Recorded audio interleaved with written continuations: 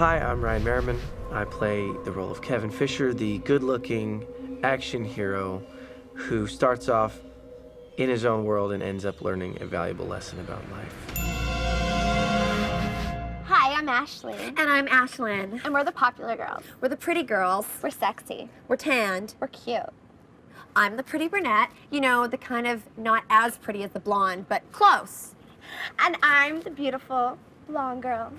I'm blonde, right? You're blonde. Yeah. Yeah. Hey, I'm Frankie Cheeks, sleazebag cockface voyeur. I play Erin. I am the goth, angry, mad girl who's just really mad. This is Texas Battle. I play Louis Romero. Yes, the jock and the asshole, but you definitely gotta love me. And I do live 3/4 of the way through the movie. Black man ain't dying first in this one. Trust me, all about the black man. Hi, my name's Amanda Crew, and I play Julie Christensen, the sister of the smart, perfect heroine that no one thought could save the world, not even just the world, but me. Ian is the voice of the audience. There's certain convenient things that filmmakers write into movies that don't necessarily make a lot of sense. And the characters in the movie seem to buy into it anyways, even though a lot of the audience thinks, well, that's kind of kooky. Well, you know, Ian calls them on that. And you usually find him somewhere in a movie. And in this movie, he looks like me. I'm Mary Elizabeth Winstead, and I play Wendy, the smart, virginal girl who has the vision.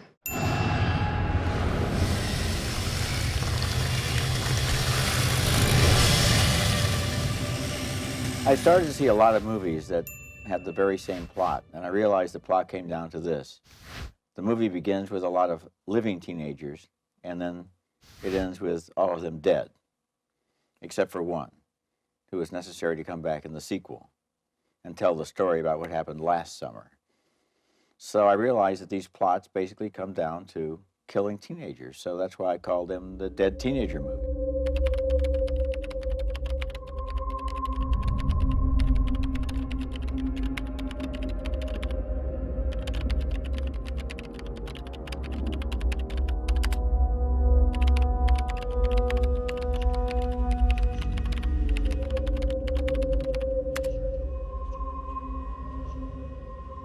When Roger Ebert reviewed the first Final Destination, he sort of applied the moniker Dead Teenager Movie, which is, you know, as evidenced by all these movies practically, a bunch of teenagers get together in either a finite location or with a finite situation, and they're each picked off one by somebody out to kill them. Okay, it's worked for hundreds of years. It's always going to work. However, I think that they're called Dead Teenager movies because they appeal to teenagers, and teenagers are the people who go see these movies. Teenagers are the very ones who actually like being scared. They like putting themselves in harm's way. They're testing the boundaries of what they can and can't do. Somebody there? And these movies tap into that bravery and weird fear that they want to experience without truly putting themselves at risk. So I have no problem with the moniker of Dead Teenager Movie. In fact, if you look at FT2, we tried to break apart from that by having all the teens that we are introduced in the first 15 minutes get killed. Interesting intellectual exercise, but ultimately I think the movie probably would have done better had it just been teenagers. Okay, we need to help each other in order to get through this. The second movie, I think they were trying something different and seeing if they can broaden the franchise a little bit. I feel like they had no reason to be together, you know, besides this event, which is a horrific highway crash. I felt like it was a little bit, in a way, in some ways, a little bit contrived that they got back together. Maybe that's not because of age, but because of the incident itself, the accident itself, that you're coming from all different places, you know, and you're on this road for a moment. And I think they had an answer for it when all the characters somehow were related to the first one in some way. One night, I'm in Paris, and all of a sudden, this dude, out of nowhere, just gets whacked by this falling sign. But we felt like in the third one, we wanted to bring it back to high school kids, particularly for high school kids at graduation, that they were about to move on to different things. They were about to be released into the world, into adulthood. And I wanted to deal with that a little bit, where these kids are ready to see their whole life ahead of them and see it shut down because of this incident. And I think people's fear of roller coasters, like this fear of you're losing control. You know, as a teenager, you're losing control of your body and your social situation, and you know, you're gonna be thrown out in the world, and although it seems like you'd have more control, you don't.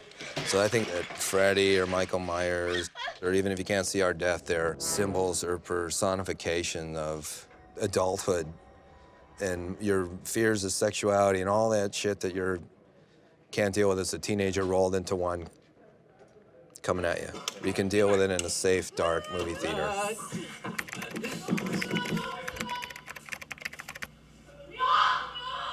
You know what really scared me, truly, and I'm not kidding, was I was an engineering intern before I went to college at General Dynamics. And spending a summer there, working as in, seeing how engineers worked, what they did. I was facing that for my whole life, and that scared the hell out of me. An awful lot of urban legends focus on teenagers and teenage horrors. This is probably because teenagers occupy a very specific place within society. There's a lot being expected of them and demanded of them. They're supposed to get good grades. They're supposed to behave in an upright and positive manner. They're not supposed to be having sex or doing anything strange or taking substances. No, no, no, no, no. So I think a lot of urban legends comment on this place that teenagers occupy within society. They are really, in reality, concerned about sex and school, getting into the right college, yet sometimes they can't necessarily express these issues, and they instead become these other horrors they're not truly concerned about in their lives, like this boogeyman or this anonymous strange killer that could come take them. And sometimes these legends are really talking about something else. So for example, you have the Hook. And the Hook is a timeless urban legend at this point, from the middle of the last century. And everybody knows it, every adolescent girl in particular. In this story, you have a boy and a girl necking in a car on some kind of deserted lover's lane when they hear on the radio that some guy with a hook for a hand has escaped from a lunatic asylum and is going around killing people. So they drive away, and when they get home, they notice that there's a hook in their car door. This is all about sex, right? Because the car pulls out and there's this hook left hanging. So, this is really not talking about a killer, it's talking about sex. You could look at the story on the literal level, don't do something you're not supposed to, but there's always another level or multiple levels to look at in these kinds of narratives. Texas Chainsaw Massacre, the latest one, for some reason scared me so much, because I didn't know it was a true story. The film which you are about to see is an account of the tragedy which befell a group of 5 youths. The events of that day were to lead to one of the most bizarre crimes in the annals of American history, the Texas Chainsaw Massacre. I had to go home to an empty apartment, and I was scared of the Texas Chainsaw Massacre. So I think it just hit me harder because it was a true story. Test. Okay, this is August 20th, 1973. The time is 3:47 p.m. There's a lot of things that make urban legends seem very real. Sometimes there's circumstantial evidence linking what's occurring in the legend to real space, real time. Another thing is there's a lot of specificity of detail. Sometimes names, dates, places. So you certainly have writers and directors picking up on urban legends, but at the same time, people then will see these urban legends or hear about them from film. You're all gonna die. I cannot speak as a historian because I wouldn't know if this is correct, that this is the first film in which teenagers were aimlessly maimed. But for me, and I think for many of us who study the genre, Texas Chainsaw was a defining moment when it was all right and you would still sell tickets to have a film that killed teenagers. In the 60s, that would have really made it difficult for you at the box office. I mean, first of all, the slasher genre in any case doesn't expect a lot of respect, but it's an independent film. And so, there were less self-censorship. And then once it became so popular and now it's a cult film, then I think it encouraged a lot of imitations. The beginning of this particular cycle was probably Halloween, which I thought was a very good movie. And so did Siskel, who saw it at midnight at the Chicago Film Festival and then called a cab to take himself home, and he lived only 2 blocks away from the theater because he was so frightened. He told me that story so often, I guess it must have been true. Halloween was a good film, but like all good films, it inspired a lot of films that were not so good and that cheapened its original artistry into kind of a formula that just consisted of chasing and victimizing women. when Friday the 13th came out. That's the one that really got the formula down, and that's the one that gave birth to a constant and endless stream of imitations, because that really was the dead teenager movie. It was a bunch of kids, camp counselors, out in the woods, isolated setting, and for an hour and a half, the audience watching these characters get killed in creative, bloody ways. We did a show called The Woman as Victim that caused a lot of comment at the time, pointing out that a new visual style had started to be used in which the camera stalked the woman. Previously, the camera would identify with the woman, and we would flee with her. Now the camera identified with the killer instead of empathizing with the victim, and we thought that was not really a very healthy development. And there was a whole group of movies where women were victims, and the whole plot involved them being chased and terrorized and slashed and killed. In horror films, the last survivor is often referred to as the final girl because it's usually a female. The term final girl is coined by Carol Clover in a book called Men, Women, and Chainsaws. And the final girl shares the emotional center with the monster, with the killer, but she is the main character, she is our protagonist, she's our surrogate. And in the end, she's the one who finds the dead bodies, figures out that something's wrong, figures out who the killer may be, and then has to run from the killer, usually a him. But she also then begins to fight back, and in the end, she survives. Although the main audience of the slasher horror, is young males, these young male audiences identified not only with the male killer, but Clover argued that in fact the males in the audience identified with this final girl, and that they first identified with the victimization of her and then identified with her eventual victory. So that's the importance of the final girl, is that identification is across the gender divide. I asked somebody at New Line once why they gave us clips for our show of movies that they knew that we would probably dislike. And he said, because it's publicity for the movie and they get to see a clip from the film. And the kids are thinking, well, of course, those guys don't like the movie, but it looks like I might enjoy it, or I want to see a stupid movie. And frequently, people will very willingly go to movies they expect to be bad, but they're very cautious about going to see movies that they fear might be good. This is peculiar. I always enjoy sitting in a theater and seeing the New Line logo come up, because this is a company that has real independent roots. And, making films for, not the film snobs, but making films for middle America and the horror fans out there.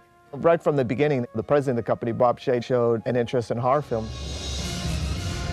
He's a businessman, and he realizes that this is the bread and butter of the company. He started out by re-releasing the original Texas Chainsaw Massacre.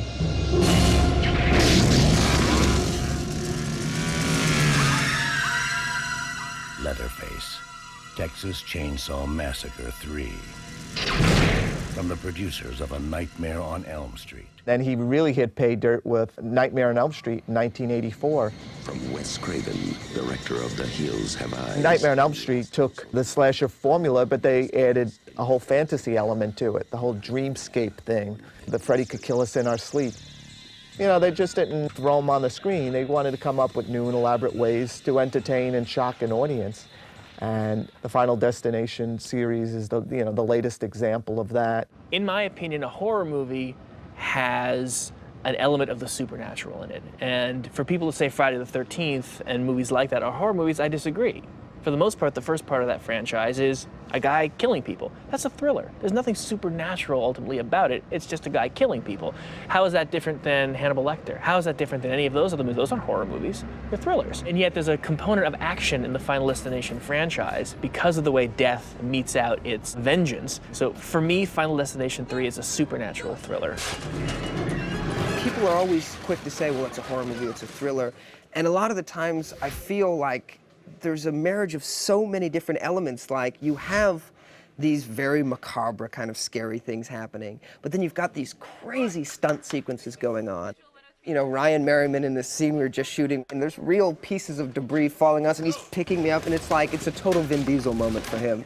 It's not a horror or a thriller or an action, it's actually a blend of all three.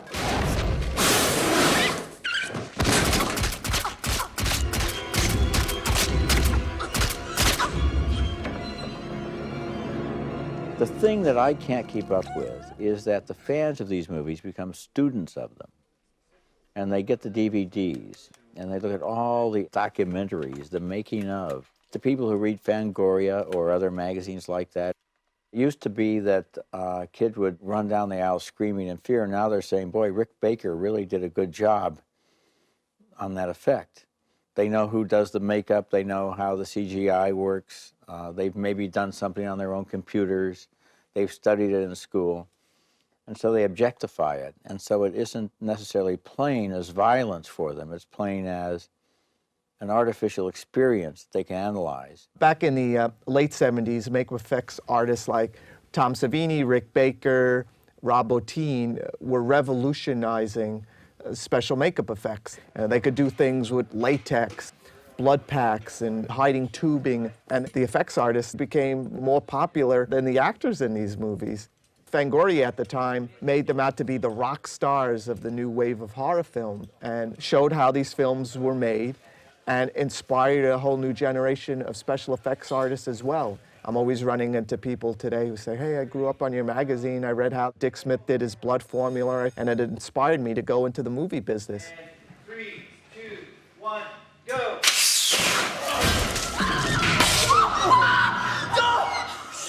For better or for worse, I've become known as the go-to guy for bloodshed and mayhem on this set. Did that pass the blood test? No, it did not pass the blood test. There was a lot of aerosol in the air, and for me, we want more chunky goodness. It's really born out of, when I kind of became interested and enjoyed horror movies. It was all during the 80s, all of, Freddy's and the Friday the 13th and all those, slice and dicers.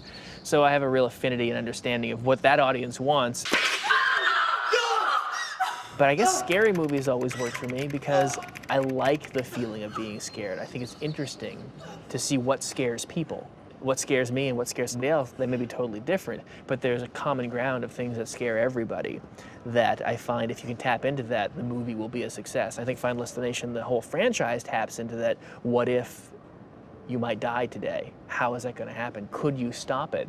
And have you done something that might actually be facilitating that death?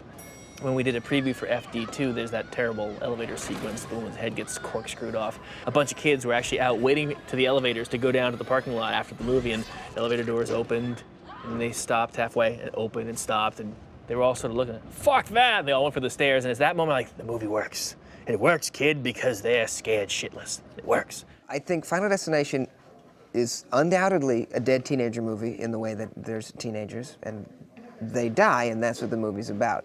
It can't escape that genre. It follows the same idea in a way that the characters are teenagers. They each have their own very distinct personality that fits in very well to a lot of teen plots. We've got the hot ditzy girls, the sleazy guy. Hey, don't hate, all right? Don't be a hater. But it's true, that's teenage life, that's high school. I find that so many scripts are written for, a younger target, which is fine, but you really got to go there. You really have to have interesting characters, cool characters, characters that kids can relate to. And I think Jim, I hate using the word hip, but I think he really gets it. He gets what older teens like to see, you know what I mean? Like lines that are actually really funny, lines that 18 and older laugh at. Okay, who was sitting behind us on the roller coaster? Oh, wait, wasn't it that one guy who got voted most likely to become manager at Red Lobster? Oh, no, you know what? God, I remember. There was this guy, black cloak. I didn't see his face, but the ride attendant did take his sickle. Obviously we don't want to completely piss off the youth of America by getting too smart with anything, but it allows its characters to be a little bit more philosophical than your average horror movie, because this isn't some slasher with a grudge against hot chicks with big tits. This is death we're talking about here. It causes young people to think about this very abstract idea that death is coming for me, and to not think about it in the way that, like, well, if we can only get away from this murderer, well, we'll be fine. But they're actually contemplating this weird god brain plotting their demise, having really no way to control it, stop it, or to know necessarily what it's going to do next. If you feel that there's nothing you would die for, then the underside of that is also true, which is that there's really nothing that you are living for. And I think sometimes young people today are not sure what it is that they would die for, and therefore what is it that makes life meaningful. That's the last photograph Lincoln posed for. The photographic plate was broken, causing a line that can't be removed. exactly where he was shot. So these films that have these killing forces are occasions to think of those questions. They don't actually offer solutions at all, but they are occasions in which young people can work on those feelings and maybe express them a little bit. Yes, that's design. We're not taking it that seriously, you know. These movies are so preposterous that to me they're black comedies. And so the idea of death coming is not really done, you know, like a real master horror teller would tell. I see them as thrillers, and the audience gets a giggle out of the preposterous way that the person's going. You want to watch somebody pass away of cancer, that's horrible, it's tragic. Where this is like a roller coaster explodes or whatever it does. You don't have to have a sense of guilt over getting a kick out of watching it. There's a tradition, obviously, in horror movies, more traditionally in the slasher genre, which we were going out of our way to avoid, in the fact that we have no official killer. We have no Freddy Krueger, we have no Jason. And so the idea of making a sequel was even more unlikely. But once I was forced to do it, because of the financial bounty that was waiting for us if we were successful, I think what happens is the audience knows that someone's going to die. They just don't know when and how. That became the recurring character, Death, and that became the franchise. Now, let us hope for some lightning. Fuck you, Ben Franklin. If you think of Procter & Gamble, they invented Ivory soap. Now, okay, everybody knows Ivory soap, so next year they don't have to invent another name because they still have Ivory soap. What would they do if they had to invent a new soap every year and sell it? Well, it's the same with the studios, because they're selling you Final Destination movies as a trademark, as a brand. And if you saw the other one, now you want to see this one because you know more or less exactly what you're going to get. We've seen one shocking scene in one movie, then when you go see the sequel, it has to top what you saw in the previous film. So I've also been surprised how sadistic some of these films are becoming and what they're getting away with. It's a case of one-upmanship now with the Hollywood filmmakers. How far can we go before the audience has had enough and is just totally disgusted and doesn't want to see these films anymore? And now we're like going, kill them all. What did Charlie take forward? Having written one in 1999, and writing one in 2005, there's been Columbine and 9/11. I think everybody's more scared or everybody's more cynical. The way you wrote The Kids, it just seems like a meaner world than when you did this 6 years ago. It's just a totally different tone, even in the way the characters talk to each other, the slang that's arisen, the attitude. It's just, hey, bitch, hey, fucker, hey, you know, and it wasn't that way. Yeah. Well, I don't know what can stop it, but that's what it feels like. Today, people are more afraid, more cautious, less secure than they used to be. I grew up when you didn't even lock the door to the house before you went to sleep at night. And we've lost that world, but we've lost it maybe not so much in real terms as in our minds, because the news and the movies and television keep telling us, you're not safe, you're not safe. And so it's changed the way we behave. And then because we think that way, we go to these movies as an exorcism, because as long as it's happening to the screen, it's happening to somebody else. And I don't know, I think there should be a period in life when you feel immune, when nothing can hurt you, when nothing scares you, when you're going to live forever. And we all lose that, but I'm not sure that we should lose it any sooner than necessary. It feels like this movie's more difficult than the first one, for sure. The movie doesn't have any breaks, you know, it seems like there's so many sequences. Nights in the cold and 2 units going at the same time. Very often they don't know quite what the other one's doing or has done. It's a challenge to really just stay in the moment and not think about fake blood being tossed right in your face, because the reality of it is that you're watching someone die in the most horrific possible way. It stops right before it goes down the dip, and I'm like, oh my gosh, babe, we're gonna die. We're gonna go down because I'm on this roller coaster. I could die tomorrow. I could die on the way home. I could die when I'm 90. We don't know when we're gonna die, but it's gonna happen. I think the worst death would be burning but not dying immediately. Where you linger in abject agony for days until finally your system, through toxic carbon poisons, gives out in a rush of fever. And it is going to. And I'm going to do something. Not just succumb to what's inevitable, to kind of fight your way through life. If if that doesn't satisfy the sick bastards of America, well then, I don't know what will.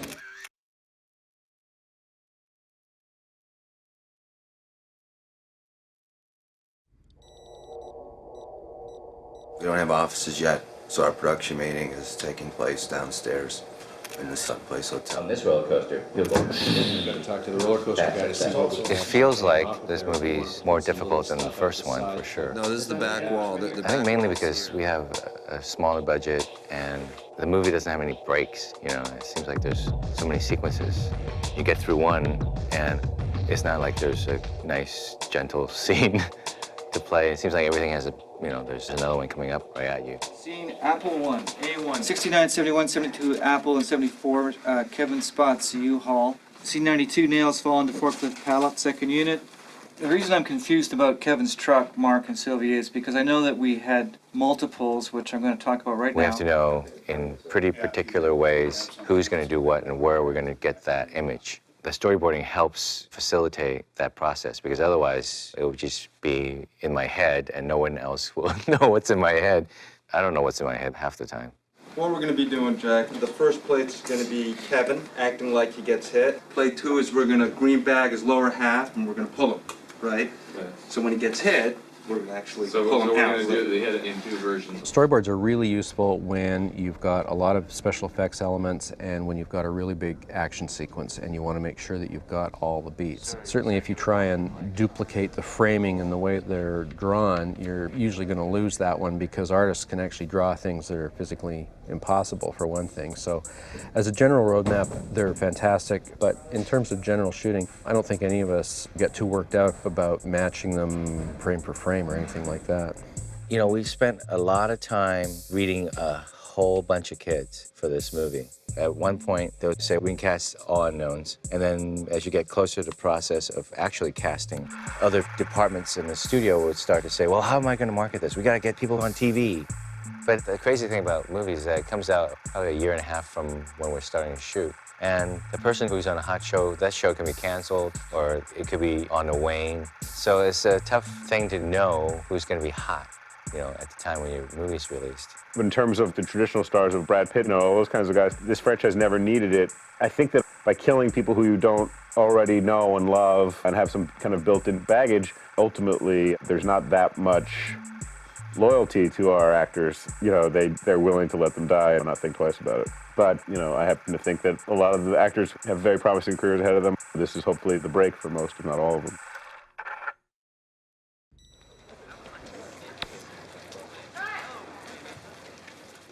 It was always intended that we shoot the kids on the roller coaster first. So there's not much to do except put the camera on the roller coaster, have the kids act scared or happy or whatever. But right before we're about to shoot, the weather changes and now it's supposed to rain.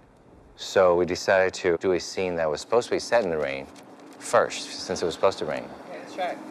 All right. Action. Oh, Wendy, is it possible to get the returning your camera? Of course, on the first day we get there, it's beautiful sunshine, and now you're going, how can this happen to me, you know? When we want it to be rainy, it is the most glorious day that has been here in Vancouver. Look, there's not a cloud in the sky. There's a lot of impromptu things that happen on set, but you know, you have to be prepared very specifically about what you want. Yeah, so that Julie can see what's happening. That means a little bit of a scramble for myself because I didn't expect to shoot that scene until, I think, next month. She studies her sister. She averts her eyes, hurts. No, Kevin's offered to help. You're afraid to deal. Can you blame her? I mean, the only answer for what happened to her has got to be some fucked up demonic shit. That's it. Those are the words you two wrote. No, that was those kids from UCLA. We hire a couple of guys, anonymous guys. They write the script. We sign our names to it. We get paid. We give them like 50 cents to, you know, an hour or something like that. Because they're getting experience, real film experience. Because I've never heard it put just that way. Studies her sister as Kevin hustles up to Wendy. Julie averts her eyes. Hurt. ... Faulkner would like that. It's too good. It's a beautiful thing. I first met Jim Wong at El Cajon Valley High School in Mrs. Brooks' honors English class. He read my short story and liked it, so I thought he was very smart, had taste. I remember when I was really young, I used to write these stories with my friends, and I thought, that was really fun. But then I never really thought, you can make a living doing that. I went to school as an engineering major for the first semester in college because my brother was an engineer, and it seemed like that's what I was expected to do. Jim's brother Pete went to Loyola Marymount, and then looking at it, Loyola Marymount had a film program that would take any knucklehead that applied. I went there because USC and UCLA wouldn't have me. I was too lowly. My roommate Glenn and my best friend, he was a film major, so he was already heading towards that way of working in the film industry. We'd go see a lot of movies because he was a film major and I liked seeing movies. And I sort of felt like the films that I really took to were these kind of gritty late 70s dramas where you have more of an anti-hero, where people took action. I loved all the Bob Fosse movies and George Roy Hill movies, Scorsese movies, and, of course, Coppola movies. We went to see Apocalypse Now, I think September 24th, 1979, at the Cinerama Dome, which would have been 2 weeks after school started. And I think that had a huge impact on him. When I saw that, I realized how a person's vision can change other people's lives or change how you feel about different parts of history. And, watching that movie, being inspired by it or being motivated to do something like that was what made me become a film major. All right, cut. Excellent, okay.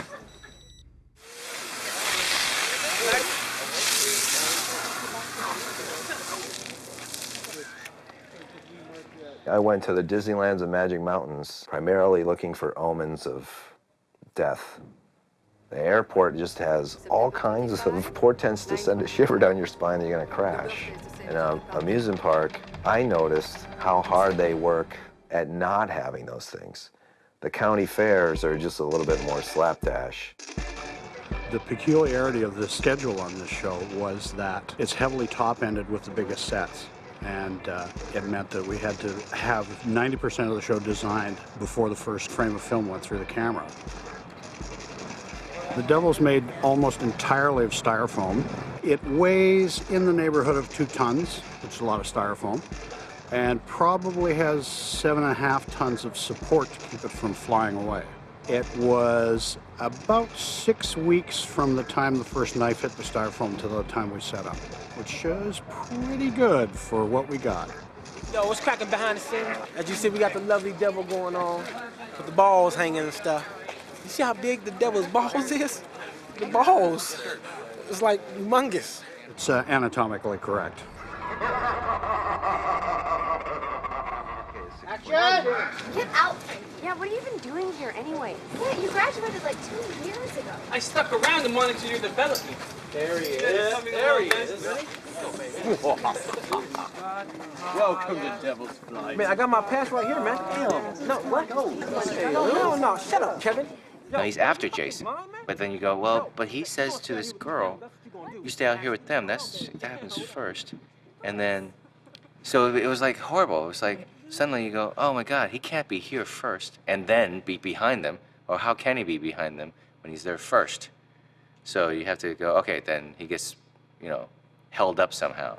I'm coming here Monday to shoot this sequence earlier than I expected to because, again, the weather forecast is for rain. I expected to shoot the roller coaster, but now here I am in the middle of the day on the weekend going, how did I shoot this set? How's it going, Jim? I'm a little tired. I'm tired, yeah. I wasn't in bed until 4. Yeah? Wow, Well, I was freaking out. I couldn't stay awake. I was thinking about this and I sort of, because I had to figure out where people were and, it was confusing. It's a big puzzle that when you're writing it, you think, oh, yeah, and then he says this. But then you don't think of the logistics of this set. You gotta go work backwards. You gotta start with the roller coaster. Who's sitting where, right? Before Frankie takes your spot, where are you? And then at one point in the script, you guys are supposed to ease up 5 spots, right? If you were snaking up 5 spots and you're behind the first people are already going. So how do you get to the number 1 spot? Anyways, you see what I'm getting at? It becomes very complicated. Yeah, you want to simplify it. I know, well, trust me, at, 11 o'clock last night I was going, huh? Oh, yeah, the other thing is 2 of the characters that might die, who are in danger of dying, you don't even know who they are, but they have to exist because they actually go into the roller coaster. But you have to make it natural. You can't make it just seem like suddenly people are hiding their faces all the time. Don't go to Cut. You gotta have the girls look that way. Watching Wendy. Yeah, just slightly, guys. Yeah, you don't want to make it look too obvious, but yeah, you gotta just hide your face. So, there you have it. The challenge. This just want some fucking attention. You know what? You're a real piece of shit, Louis. Fuck you. What the fuck moi? Yeah. No, fuck you. I'll fucking cut you. Hey, guys. Hey! Ready? If you do that, you'll be like, bam. Right? That quick. You need to throw it faster. I am gonna throw it faster. Yeah. Louis, you're a real piece of shit. You know that? Fuck you. Oh, fuck moi. Yeah. No, Kevin, fuck you. Hey, Is that good for you? Well, yeah, it was pretty good. But you know what I'd like to see? I think I'd like to see. I'd like to see them all kiss and make up. Thank you, camera reload. You all right, dude? Yeah, I'm okay. I actually bounced. Oh, we saw it. It was quite funny.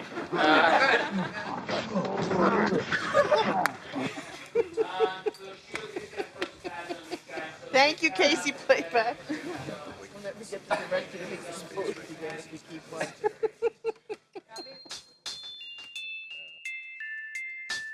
I like to listen to music that sort of makes me feel emotional and makes me think about things that, you know, make me cry.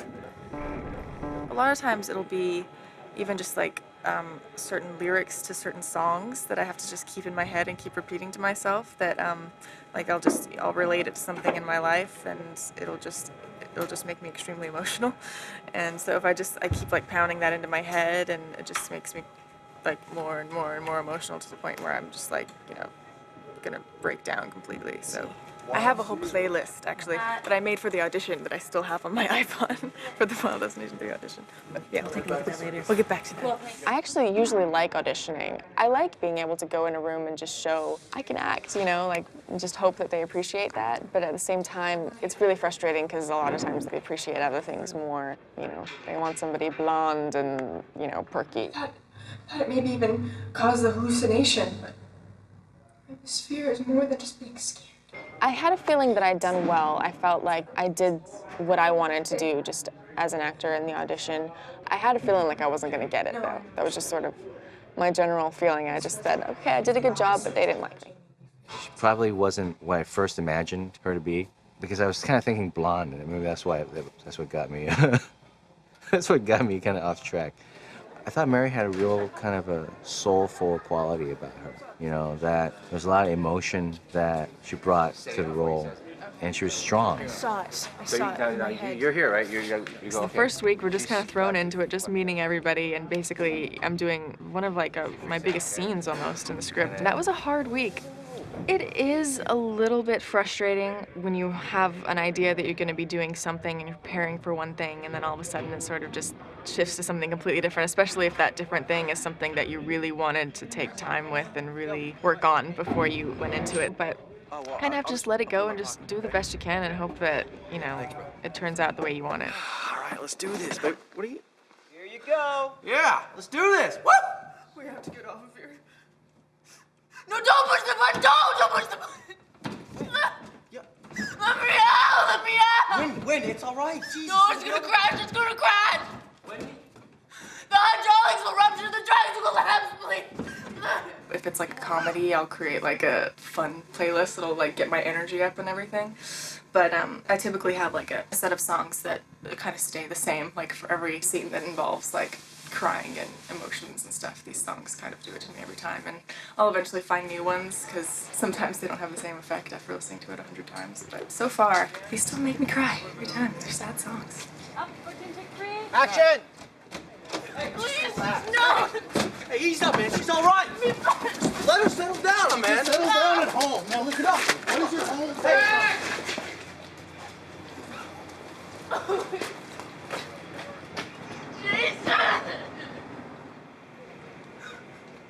I felt pretty good about the whole premonition freak out scene. That one I was really worried about because I've never done a scene like that before where you really have to go that far in your emotions. So I was happy that I was able to pull that off to the way that I wanted to. So I'm excited to watch that to see how that turned out because in my head I think it turned out pretty good, but you never know. I thought I was maybe more close.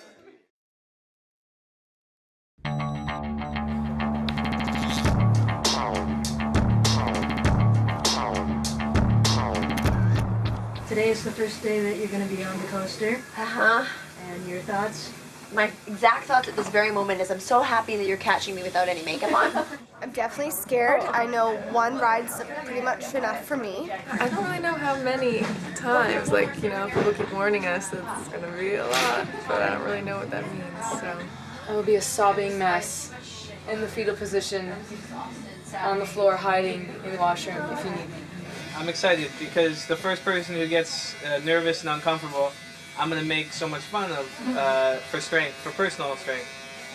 So I'm hoping it's Texas, and even if Texas can handle it, I'm still gonna pretend he can't and make fun of him the whole time.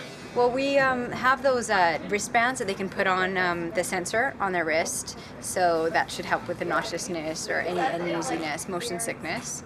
We have all the doubles, double the costumes, double the costumes in case they throw up. We had a bet as to who would throw up on a roller coaster. This roller coaster has a couple of corkscrews, and when I went on it for 3 times, I felt like I was pretty close. And who would you put your money on? Maybe on Shalane. I'd put money on me barfing first, too. Bet in Texas, just because it would be funny. Well, yeah, Texas doesn't look like a pussy, but Texas is a pussy. Oh my God. And you can quote me on that. And who are the bets on? Texas. Texas. I think he's gonna be like, oh man. Oh yeah. I can't do this shit, man. Oh. I bet on Texas. The one who speaks the loudest usually can't do it best. Hey! What? Racking. Got a little burrito in my hand saying what's up to all the homies. We have bets going on to see who the first one that can throw up. Ain't gonna be me. I'm ready. Well, make sure if I puke, you get it on camera. And then you can tie this all together.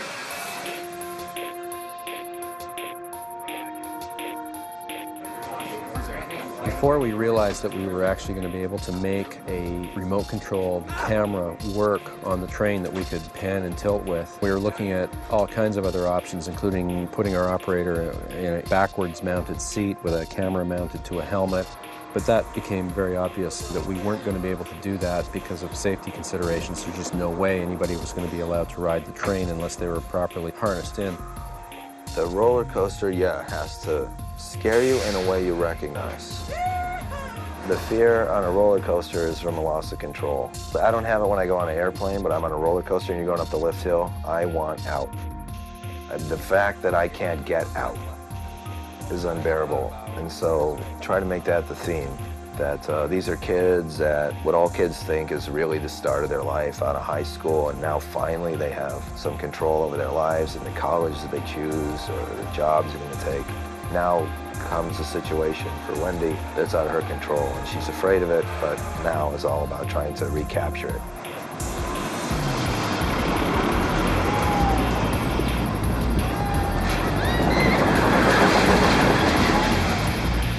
Definitely, we didn't want a really smooth feeling ride. We wanted something that was going to be as subjective and tooth-rattling as possible.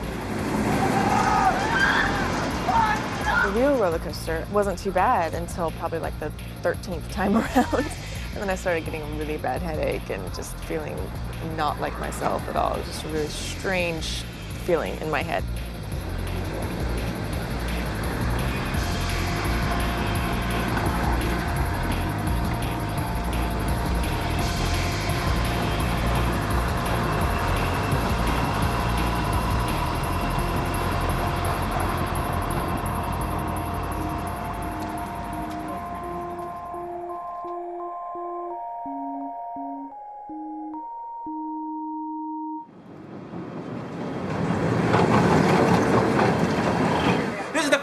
The whole cast is on the ride.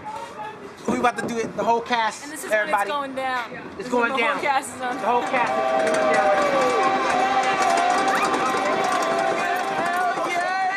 down. Ryan and Mary did it tons of times. It had already gone 40 times, this roller coaster. And just when we get on it, the first time it goes up, it stops. Like, it stops right before it goes down the dip. And I'm like, oh my gosh, Kate, like, we're gonna die. We're gonna go down because I'm on this roller coaster. Oh, this is it. Don't be scared, sweetie. Frankie, don't do that. The roller coaster has stopped. Oh, I'm a girl and I'm scared. I'm scared. I am. Why don't you give me your head and I'll give you something to be scared about? Cutting, guys. We have a technical problem. And the whole thing like shook, and that was kind of freaky. You really feel like you're just, you know, no matter how many professionals are around, you're really just on a big metal rod in the middle of the sky. This fucking thing. The black man. Don't shake. Save the black man. Please. Get us off. Save the black man. Save the black man. All right, girls. Dare you to flash me them titties when we go through the loop.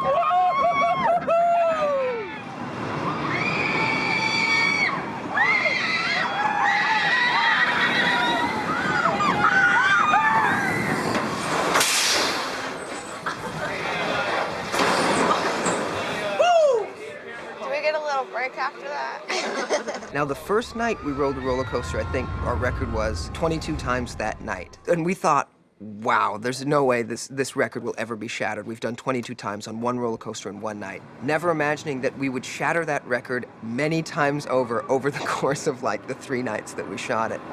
Well, one of the things that keeps an action sequence going is a progression of shots, so you never, hopefully, revisit the same shot twice, so you're always moving on to another one, something new and different. Too steep angle. And we're putting the mirror in, are we? It's a very, very old movie trick where you set up a mirror to reflect the object coming at you in it so that it looks like it's going to run right over the camera. Probably at any given time, we tried to have at least 2 or 3 cameras going because, again, time was so limited that the more pieces we could get per each pass of the train, the more exciting the sequence is going to be. Action, Rory. Oh, there you go. Okay, we got the descender shot. Moving over to the coaster mounts. There's a little trick play, which is flipping the film. Right. We're going to do a regular shot and also the reverse shot, meaning that we're going to switch their clothing from regular to sort of a mirrored image. Does not mean that Kevin wears Winnie's clothes and Winnie wears Kevin's clothes. Just means they wear the same clothes except all the lettering would be backwards on one version of it. Hey, what school do you go to? And in post, we're going to flop the film in order to give us another direction that the riders are moving. I just still don't get it. Will it look like we're going backwards? You guys sit on this side, and she's got to sit on the other side. Oh, another interesting thing. That's how they did all of Titanic. They only built half the boat. Oh. So that when you flip the film, now you end up with a whole boat. So what are we trying to do exactly? Double the length of the roller coaster. Double length of the roller coaster. Got it. Look, we have to sit on towels because our bums are so sore from sitting all day. Okay, tomorrow bring your own cushion. Oh yeah, we're not here tomorrow. Yeah, I was like, I'm not here tomorrow, but okay. We're 15 minutes away from Oblivion? From daylight. We have the mount shots on the roller coaster to do, and that's the last thing we have to do. We get it, we're out of this location. As soon as the sun came up, I was like, oh no, here we go. Because once the sun comes up, Jim's got to get in as many shots as he can, right? And I know that. So as soon as the sun comes up, that means They that were we're like, go, yeah, go keep again, going, go again, We're go gonna again. stop. Shalane was supposed to be the first Yeah, one to barf. She but didn't. I didn't. I don't know why. Thank you. I was trying to make her so that I'd win the extra $10, but it didn't happen. It would have been a better story if, you know, if somebody actually hurled, but... I think we all lost that bet because, you know, everyone's very quiet about it, but pretty much in the 3rd night, we were all kind of sneaking off halfway through just to quietly go weep in the bushes because it got traumatizing. You got the most votes for... What? What the heck's going on? I got the most votes?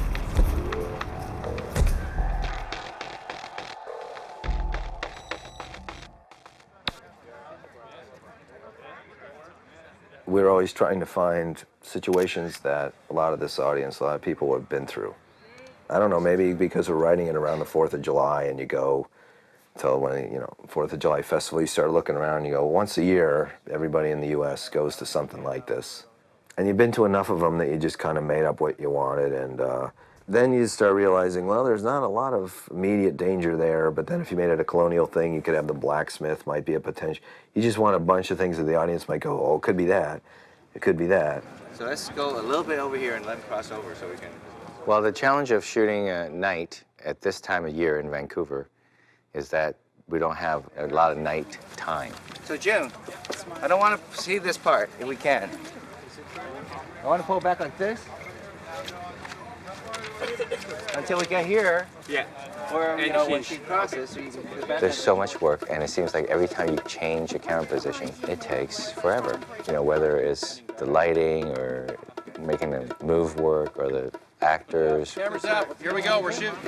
Give a couple of pauses. Look at this table here, table here, thing there. Okay. 112 is up. My error. 112. Okay, 112, take 1. Sounds good. 112, take 2. 112, take 3. Resetting this way, gang. Okay, now Looking we're this looking way. down towards the water. And walk off camera. Hey guys, we're looking down here. Yep. On this side of his face, right? He's looking this way, right? Yep. So he turns and looks over here. Ready? Ready? Sounds good. 112 apple, take 1, be only marker. Next. We go up there? To the crane. Yeah. Perfect. Camera's on the crane halfway up the hill towards the lot. John Mary walking down towards the festival. We have such a short amount of time in dusk. You almost have to do it in one shot, or else you never make it. Shots like this. We're looking this way. She walks in the frame, and we're looking down, I think. Yes. All right, here we go. This is picture. Crane. Ready? Action. So, Mary. Here we go. Right. Action! There's time to do one more? Yeah, go. And cut, reset. Background, guys, background. Background. Rolling. Where's the right spot for her? Rolling. Check. Background. Background. Background. Action. Jim, Glenn, Craig, Rob, McLaughlin, everybody who worked on this is like a well-oiled machine. They've all worked together before, and they know each other's styles. It's always very well planned out. Although sometimes it's fun to be chaotic, you never know. Be like this, like. Or I can go like. You can left-handed or you can go across Yeah, your body with your right. I can go like this. Yeah. But I think this looks coolest. I don't know about that. What are you saying? Look too Zorro-ish. I remember seeing Ryan. After Ryan read, I go, that's exactly what I'm looking for. Really? Yeah, I go, that's exactly the person I'm looking for. I wish you would have called my agent right then and said that. I felt that just looking at Ryan the way he talked, and I really felt that I knew him in high school. I knew this kid in high school. He had to have an all-American boy next door quality, but then you can see him turning and becoming the hero. It's a straddling the line kind of quality. Well, thank you, Jim. That's what I said when I walked out, too. That's the director I want to work with. Right there. And Craig, I was like, who the hell is that guy? Because I shook everybody's hand. He was like, vote for me in 2006. And I was like, that was fucking random. What was that? Is that what he said? I don't remember that. I said, some guy said vote for me in 2006. They go, who was that guy? I go, I don't know. And now that I know his personality, it makes total sense. Yeah. We have to get out of here now. What's the deal? Ian followed me. In my picture, I was wearing the McKinley grad night shirt. Ian McKinley. There's a first aid tent. There should be security. Excellent. Stay Cut. away from me. I personally don't think I would have had any better chemistry with anyone else. That's right. Wouldn't have been possible. You would have walked right off the set. No, and Mary Elizabeth, that's the only person. No one else. I like her highlights. Stand out. No, wait! You're in danger, okay? I'm trying to explain something. Let me explain this to you. I'm practicing because I have problems with these two fingers. They don't stay. And apparently I have really ugly middle fingers. And you mean it when you do it like this. So fuck you, Wendy. Julie, look out! Superman! I'd originally auditioned for the role of Aaron. What? I'm gonna OD on nail polish, and Logan here is gonna be embarrassed to death. Didn't hear back for a while. Then they wanted me to come in and audition for the role of Carrie. I'm breaking up with him. A couple weeks after graduation. I've been wanting to for a while. Don't say nothing though, okay? Didn't hear back for a while.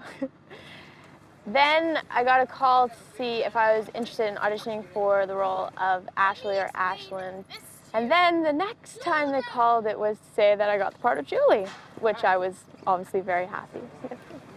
But actually, Alex, who got the part of Aaron, she initially auditioned for Julie in the beginning, so we kind of switched.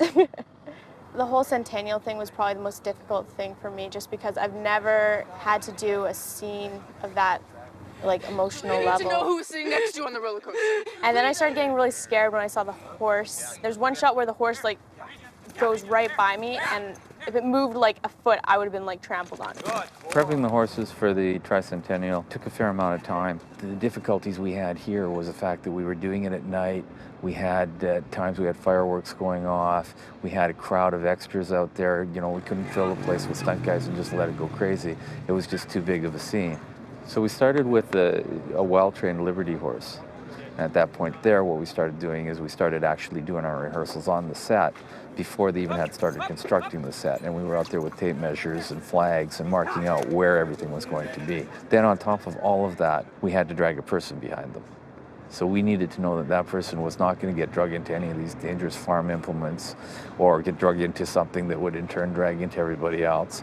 So that took a lot of work for that to happen. Going into it, I was like, this is gonna be so cool. It's gonna be so easy. Like, stunt people are just gonna like put me on some rolly wheels on my back. I really did think that I was gonna be sitting on something that had wheels on it, so that'd be rolling. But I wasn't. They really did drag me, but I had a harness or whatever. And so like as they're going over the stunts, I realized how much more serious this was. If it's too much, just yell Jake. Okay. That way we know that you're not acting anymore. Right. Okay, that's a good sign. We actually put Amanda into a lot of the shots. And when I walked in, I thought I was going to have to pamper her and look after her. And I was thinking frail, but that's not the case. Like, I don't mind if it hurts a little, because I'd rather be like really like tight. Everything had to be to some degree of roughness for her so she could play the part to her best advantage. Yeah, no, it's good. It's good. So the whole time I was worried about hurting her, she was just saying, bring it on, bring it on, bring it on again. I can take it. Very tough girl. Very impressive. It looks really good. I think, you know, you're just battered. Every movement you make is painful. Hopefully it's fine. Ready?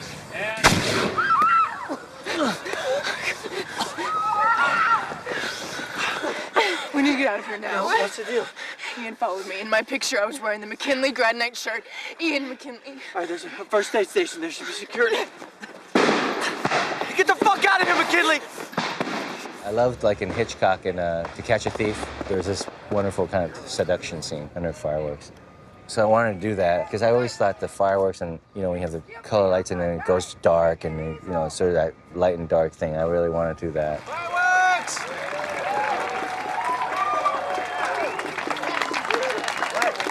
Camera reload. One of the things we did at the Tricentennial is we had to actually do elements of a live fireworks show for some of the work out there. We wanted to actually get some of the shots, and rather than go to a visual effects background, we wanted to get some of the shots where the cast were actually backed by real fireworks. And we set it up in the same way that a small rural show might shoot. We'd fire a test shell to find out for each shot. Once Rob had the angles set up, we'd take a guess on where we wanted the shell to break in the sky. And then if he was happy, we'd set off as many as 9 or 10 shells on a couple of shots. They'd do their lines, or they'd go together to give them this nice little stacked effect of the real fireworks going on. Yeah. I can't hear you, Jim.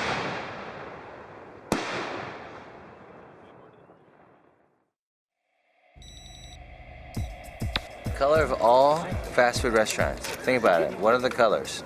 McDonald's, yellow and red. Wendy's, yellow and red. In-N-Out Burger, yellow and red. Jack in the Box, just red, but maybe that's why they're a little lower in the food chain. Burger King, yellow and red. Hence, yellow and red. The hardest location to secure would be the fast food outlet at the bottom of the hill with the truck breaking away. And there's a lot of different elements there with the steepness of the hill and the rest of it, and finding the perfect place at the bottom of the hill. So that is really what I thought would end up consuming most of our time and effort. We ended up finding a building that had enough space beside it and enough of a frontage on it that the art department could do both sides of it, give us the appearance exactly of what we wanted for the drive-through, and then we started to work on it. We're turning this into the drive-through of a as yet to be named restaurant. There will be an order window, The door will be the pickup window. This will be paved. Jim was not a believer. I walked him through it. He looked at me like I was out of my mind. And we did it, we designed it, we showed him all the renderings, we walked him through it again. He still wasn't sure until the day he actually walked on set, and then he realized that it worked. There's this news report, I remember when I was younger, where these guys were sort of robbing people at drive-thrus when they were in the middle car. You know, like, there's a car in front of you, you're the next car, and there's a car behind you, and you can't go anywhere, you can't drive away or anything. These guys come up at gunpoint, rob you. I always thought it was so scary because you're stuck. And I said, that's the place where we should put a death because you're just stuck in a drive-thru. They're not coming back out of there again, are they?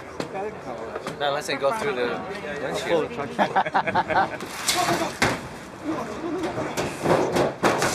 That's great, excellent. On to the next. Well, what we have in here is a little bit of banana mashed up. We've got some special effects blood. We've got some white silicone that's been diced up through a meat grinder to make it look like bone chips. And so that when it sticks to you, you've got gray matter and bone hanging off you. You know, everyday stuff. See, everybody at home, all you see is the pictures and the red carpet and the, you know, bling bling and all that. Look at this is how it is right here. It's wet, dirty, blood on the fucking pavement. So this is how we live our lives, really. 12 hours a day. Craft service. Craft service is good though. But then you got to worry about getting fat. So then when you get home on your 9-hour turnaround, you got to run. So you only actually sleep 6. It's just it's a beautiful thing, man. You gotta love it, right? What are you talking to? Just pondering how much I love my job. Action!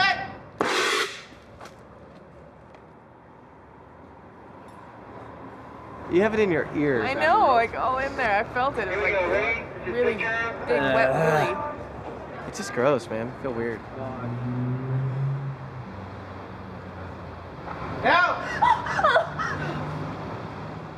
I was down in Los Angeles, and I was very poor at the time, and I didn't have the bus fare to get to the audition. It was pouring rain, and my pants were soaked all the way through, and about an hour through the walk, I called up my mom, and she was like, oh, don't worry about it, the sun will come out. And then sure enough, like 15, 20 minutes later, the clouds broke and the sun came out, and my pants dried up. And then I went in and did the audition, changed some of the dialogue, and added Ness to Frankie's last name. You know, that ladder deal that Wobbles took it. I like this. It's old school. And Scotty Cheeks is old school, ladies. Sometimes I feel like I nail auditions, but that doesn't necessarily mean that you're gonna book a part. So I felt I was very funny, but New Line didn't want me. I got a phone call from my agent who said that New Line Cinema says that you have a receding hairline and you can't play high school kids. And I've always had a high hairline, but no one's ever called it receding before, and it scared the shit out of me. And I remember just going straight to the liquor store, and I drank until Tuesday. And then on Tuesday, I went into my agent's office, and I was like, I know I got a receding hairline. I'm going home, and I don't care. New Line thought that Sam looked too old, and we just kept pushing, and they said, no, he's too old, and they kept pushing, and then... I was headlining the comedy club here, and Jim's assistant, Anna, came out to videotape me. You know, I don't like wearing my Montreal Expos jersey anymore, because now that the team's gone and I have a shaved head, I look like a sick kid with one last wish.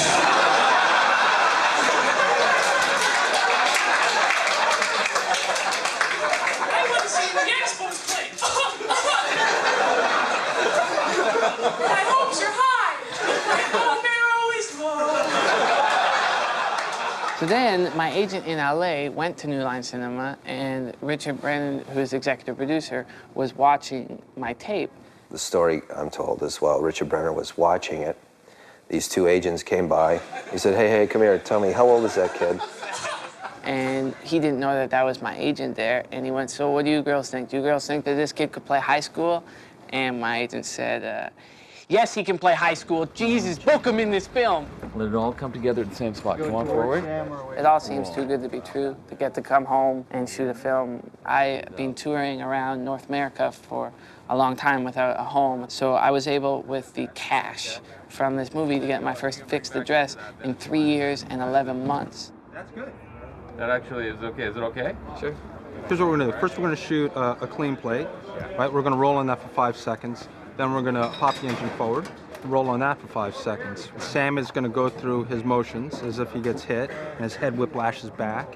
After we get a take that Jim likes, we're gonna pull Sam out, we're gonna make sure everything's dressed, and then we're gonna put green screen all around. It all happened so fast, it was like losing my virginity. Put in the head on the stick, which we lovingly call a splooge head, and then run the engine through and just cut the top of his head off. Just a typical day on the Jim Wong set. One of the big challenges was all that hair work. The man hours are insane. It's basically a gun barrel, essentially. We put a little charge in there, this little squib hit, and that sends it flying off. I didn't realize how ugly my head looks until it was very close to me. Take care of my little angel! God damn, I'm ugly. We're taking the aftermath of Sam's head here and doing a little bit of redressing on it. Just going to fix up the scalp here and attach it back to a piece of skull plate. It should give us what we need. Brain matter. It's just gelatin. It's actually edible. The blood, separate it up a bit. Okay, so the long and short of this, stay well back, and you'll be at the top of this skull flying and a lot of blood. So stay well back by Video Village. Yeah, that's not rain protection. Visual 79, take 7.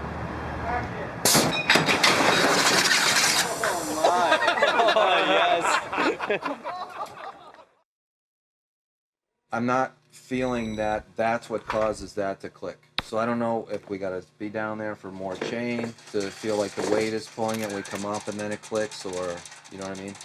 Went to the Home Depot on Sunset Boulevard 3 or 4 days straight for 3 hours at a time. Just walked around and saw where the mercuric acid was stored next to this. It took forever, and I thought what was weird about that was I was in there touching sharp objects and studying poisons, and no one came up to me in this time of Homeland Security to go, what the fuck are you doing? Of the many challenges that we sort of encountered in Final Destination 3, the first is just coming up with fresh places to kill people. Places that you and I might go into. It's easy to sort of, okay, it's somebody who does extreme sports or somebody who does motocross racing. Well, not that many people do that, but an awful lot of people go into home improvement stores. You know, those big massive warehouses filled with row upon row upon row of threat and danger of like a box toilet falling on your head from the third shelf. Bags of concrete like 20 feet up and saw blades everywhere, rakes. I mean, it is quite dangerous. I hope that FD3 doesn't completely destroy the home improvement store economy, because I think we need it. We need to keep the country going. We used a local Canadian outfit, and the first request that they had was there was no way that their brand name was going to appear on camera. And of course, if anybody's been in a home improvement store, you know exactly how many times the brand name appears. What choice do we have? Just give into it? There's no it. Nobody wants their trademark attached to a teenager's dying. We kind of run and gun as Jim moves down the aisle, hiding brands, changing brands, bringing new stuff in to cover shots, that kind of thing. We're just going to stack it up tighter on this end. We're going to move the cool stuff to this level. Let's get somebody with some coat hooks or something and hang those cool skimmers. We couldn't start until the store was closed, and we had to leave the store in its original condition for when the store opened at 6 o'clock the next morning. So it meant that wherever we were, we had to immediately redress the area back to its original configuration as soon as the shooting crew walked away. Nice. We don't know if Ashley or Ashlyn died first. Death is fucking complicated. So when I turn, you want me to turn? Okay. I think Aaron puts on this, oh, I don't believe it and I don't care because Ian doesn't care kind of thing. But I think, she's not as tough as she wants to be. Death is fucking complicated. Like trying to be sarcastic or over the top. I kind of wanted to do it more like she doesn't know. You know what I mean? I'm being sarcastic. Like just how I auditioned it. So yeah, when I go to an audition, I kind of dress for the part, listen to the kind of music that I think she'd listen to, and just get my whole head wrapped around what this character's about. The making of Aaron. She does a very good job. We're gonna give her a credit. Seriously, this is all I do. I went to some shows and I listened to some punk music and I painted my nails black and came to set and you have Aaron. It's so much eye makeup. I feel like a big eyeball with bangs. Okay, let me get this straight. I'm gonna OD on nail polish and Ian is gonna be embarrassed to death. You saw what happened to Wendy, all right? What's happened to the others? You just saw the pictures here. I mean,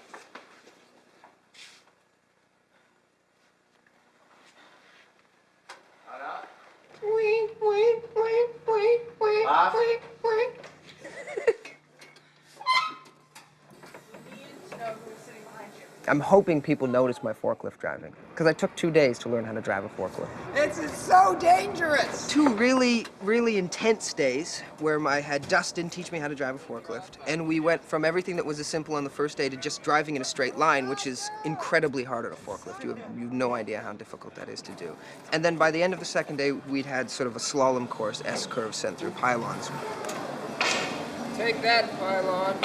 In the actual place where he's driving, all the aisles are only 8 feet wide. So the machine actually takes 9.5 feet to turn in. So we're teaching him how to do little shortcuts to get it so it'll turn in those areas. I felt so incredibly confident that I was really excited to come to set. Came to set and the first day promptly crashed the forklift. Yeah. Sorry. We might want to have cleanup on aisle 5. He was sitting behind us. I've discovered that I can't act and drive a forklift at the same time.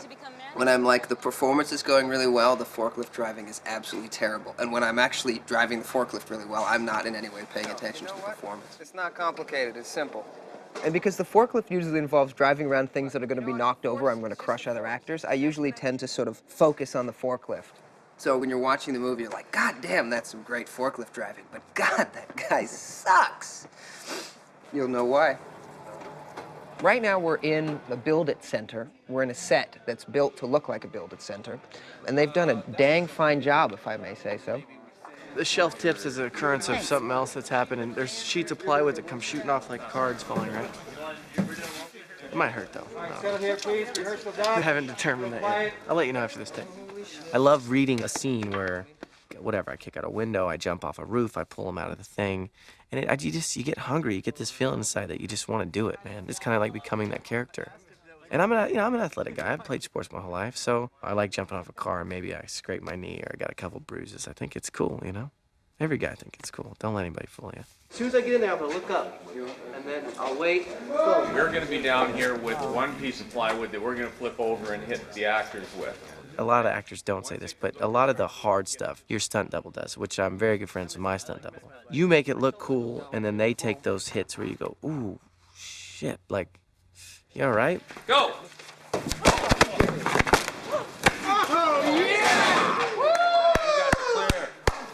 Clear, baby. So what were you thinking when you were just watching that test? I was thinking no problem. No problem? I'm a tad concerned. Are they doing this with us or with... Yeah. Yeah, I'm a tad concerned.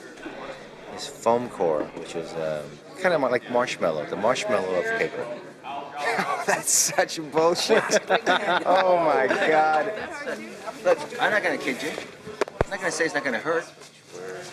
Oh yeah, maybe it'll hurt, sure. It's not going to kill you. John? Yeah. Guys, quiet. Love you, man. Love you too. Hey, you guys aren't going to war, for God's sake. And action! It's a lot of that in this industry, you know. Can you jump off that bridge? Oh yeah, no, there's safety. You just kind of got to go, okay, I'm doing this, I'm in it now. I want to apologize for this next shot, but this is not me. It's not who I am. I'm a very peaceful person, especially for We're about to put some nails through Aaron's head. Pretty happy with the way the likeness came out. A couple complications with blood. Blood rigs are always exciting that way. And the nails right now are where? They're in the skull of the body. They're fiberglass right in there, and then when we hit the switch, the air drives the nail out. One starts at the top of the skull. 1, 2, 3, 4, and 5 out here. I think it's gonna be weird. I haven't even seen the mold of my head yet.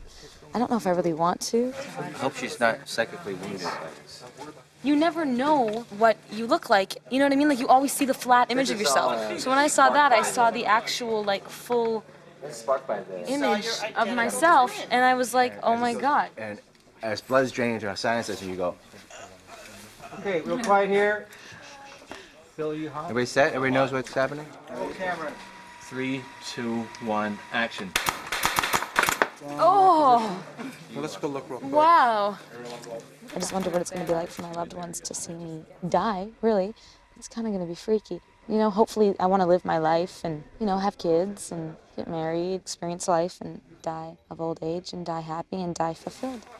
You had this great epiphany, and then we riddled that bitch with nails. We're all pretty spiritual here on this There's a set. third camera coming in.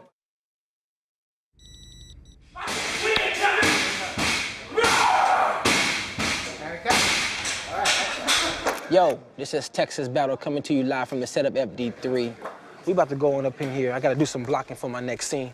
Do my thing, you know, show y'all how we do it back home in Houston, Texas. I'm representing UT all the way. You already know I'm a true Longhorn. This is the set. It's the set we've been shooting on for the longest. Got the line producer Art right there. Got my man that pay my bills. That's Craig Perry right there. Without him, I ain't even on the set without this man right here. That's real talk. That's my man, you know. It's my man, Ryan. Say what's up to behind the scenes, baby. Okay, come on. Okay. This is Jim Wan, the director. He don't play when it's time to start rolling. What's up, Jim? What we doing? We're gonna block the scene. We about to start blocking. Action. Come on. So you gotta be right, you gotta get you right here. There's a guy walking out, there's guys doing lifting, heavy lifting here. There's, you wanna crack both of you? You don't crack both of you left. Get out. Wait, now you start. All right, look. Ashley and Ashton were in the first. When he first comes out, show him the picture, and he knocks it away. Okay, look, Ashton and Ashton. We can do Fuck that. no, I don't care, Kevin. You shouldn't kill Keep me. going, keep going, keep going.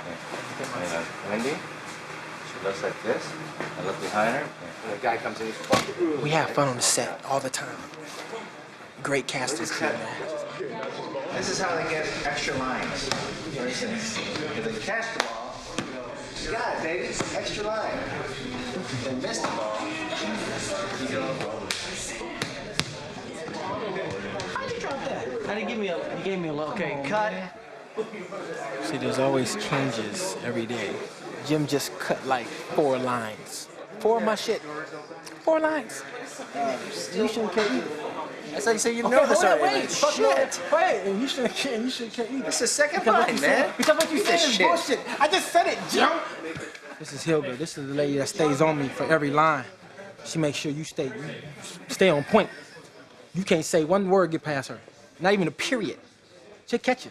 Texas, that's supposed to be a question, not a period. She'll catch you. I'm telling you, man. She keeps the whole, everything you hear us say on TV, that's because Hilda makes sure shit's right. He's the king of adding the word fuck. You're on crack. Both of them. Just listen, Ashley and Ashlyn were in the first. The part itself, it wasn't written for African American. It was written for an Hispanic at first. So I remember seeing the breakdown, and it had Luis Romero. Well, actually, it said Hector. It had Hector Romero. So it wasn't no part for me. But me personally, I'm like, hey, man, it'd be great to get in this movie. 1 week later, hey, they opened up the part for African Americans. So I'm like, oh, man, I got to get in there. I go in for the audition. I'm reading the lines. I'm like, oh, I can do this. No problem. I can be tough. You know, put a little bandana on, show a little muscles, a little wife beater. Be all right. All right. Yeah, man. Hey, I'm ready to go, man.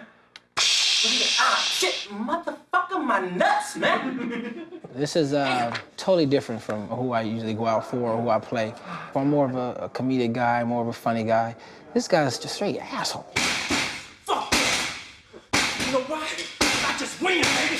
I just win, baby. There we go. All right, excellent. Respect that. I just pooped myself. You see that? They had to drill the machine down and hold it because I got everybody scared in here. See, that's how you gotta do it in here sometimes. You gotta let people know who's in charge in here. See, the white man might pay me, but the black man running shit. Well, we needed a piece of weight room equipment that would crush a guy's head like a melon. And sadly, They don't have that kind of thing on the marketplace right now. They try and avoid that kind of thing, so much so that nothing comes even close to being able to crush a guy's head like a melon. Well, I guess this was one of somebody else's concepts about how to do it, and you can see, you know, inherently how this doesn't crush the head the way they wanted to crush the head, and in fact they've actually severed the head, and the head's gone flying.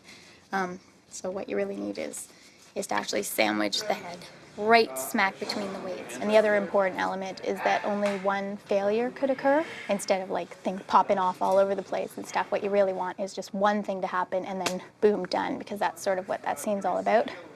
So this was my concept of what was going to happen with the weight machine. Originally, these things started closer together, but then when we started adding all the weights, we found that we were crushing the weights instead of the guy's heads, so we had to push this apart. But anyways, my idea was that this pin here would pop off and that these two metal flanges would just fall uselessly and that these would just fall on the weight of gravity. But special effects needs things to work perfectly, and they don't like the idea of hoping that these will fall simultaneously exactly, which is what you need to crush the guy's head, so you're not just shoving it in two different directions. So they put a kind of a hinge element here that would slide down, but the actual way that it worked was very similar to my concept, and the machine itself was exactly the way I designed it. 3, 2, 1, sword. And action.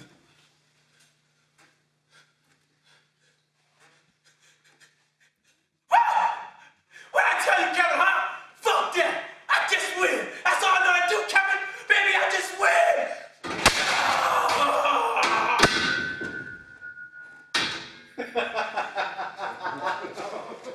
The weight room, you know, you go to the gym and you run and you look around and you go, some of these people should be killed. You start thinking about deaths, and I said, I just want an Oakland Raider fan to get hit by a bus. And started thinking, where could you make that work? You're not going to do it at a game or whatever, so you take an individual Raider fan and put him at the gym. Then the gym, I went up to the weight room, where obviously I never go, and started looking around going, okay, that could crush the guy. And then put all this Raider propaganda nonsense in the guy's mouth and squash him. And I'd test friends and stuff, go, hey, we'll do Final Station 3. And the Raider guy says this, and the squash, like, oh, I can't wait to see that. A Raider fan would love to see a Raider fan get squished. You can't do it with a 49er fan because they go, that wasn't funny. But a Raider fan would go, cool. You know, and everybody else would stand up and cheer. You do all this for, what, 2 seconds of a movie shot? Yeah. Yeah, all this we're going to do for 2 seconds, y'all. 2 seconds of a movie shot. If you're claustrophobic, then this is not for you. You got to keep the same expression the whole time. So you can't move. So if your expression is like this, you gotta keep that during the whole time. And it's like maybe 10 to 15 minutes. And you only get one nostril to breathe. That was cool. We're just doing a video mix to line up the shot so we can get the head in the correct position, so when the head goes, it looks realistic. That's basically what we're doing. And 3, 2, 1, go.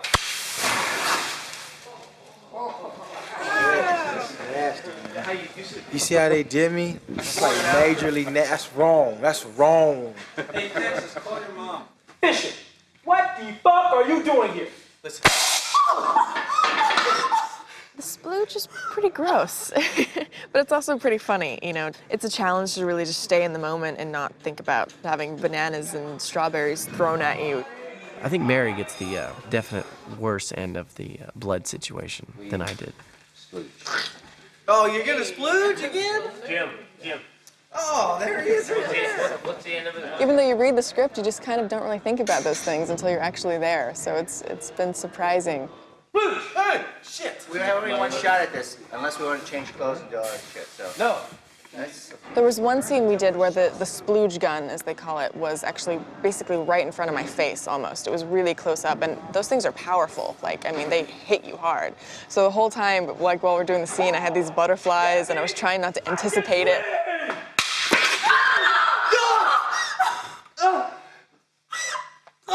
So it's very real fear there, even though it's not real blood, but, you know, it's got some adrenaline going for us anyway. Yeah, Ryan! Get out of my See, way. last time Mara got the big sploosh. Yeah. It's about time you got it. Yep, it's about time. Jesus Christ. I almost throw up right here. I almost did. I almost said, oh my God.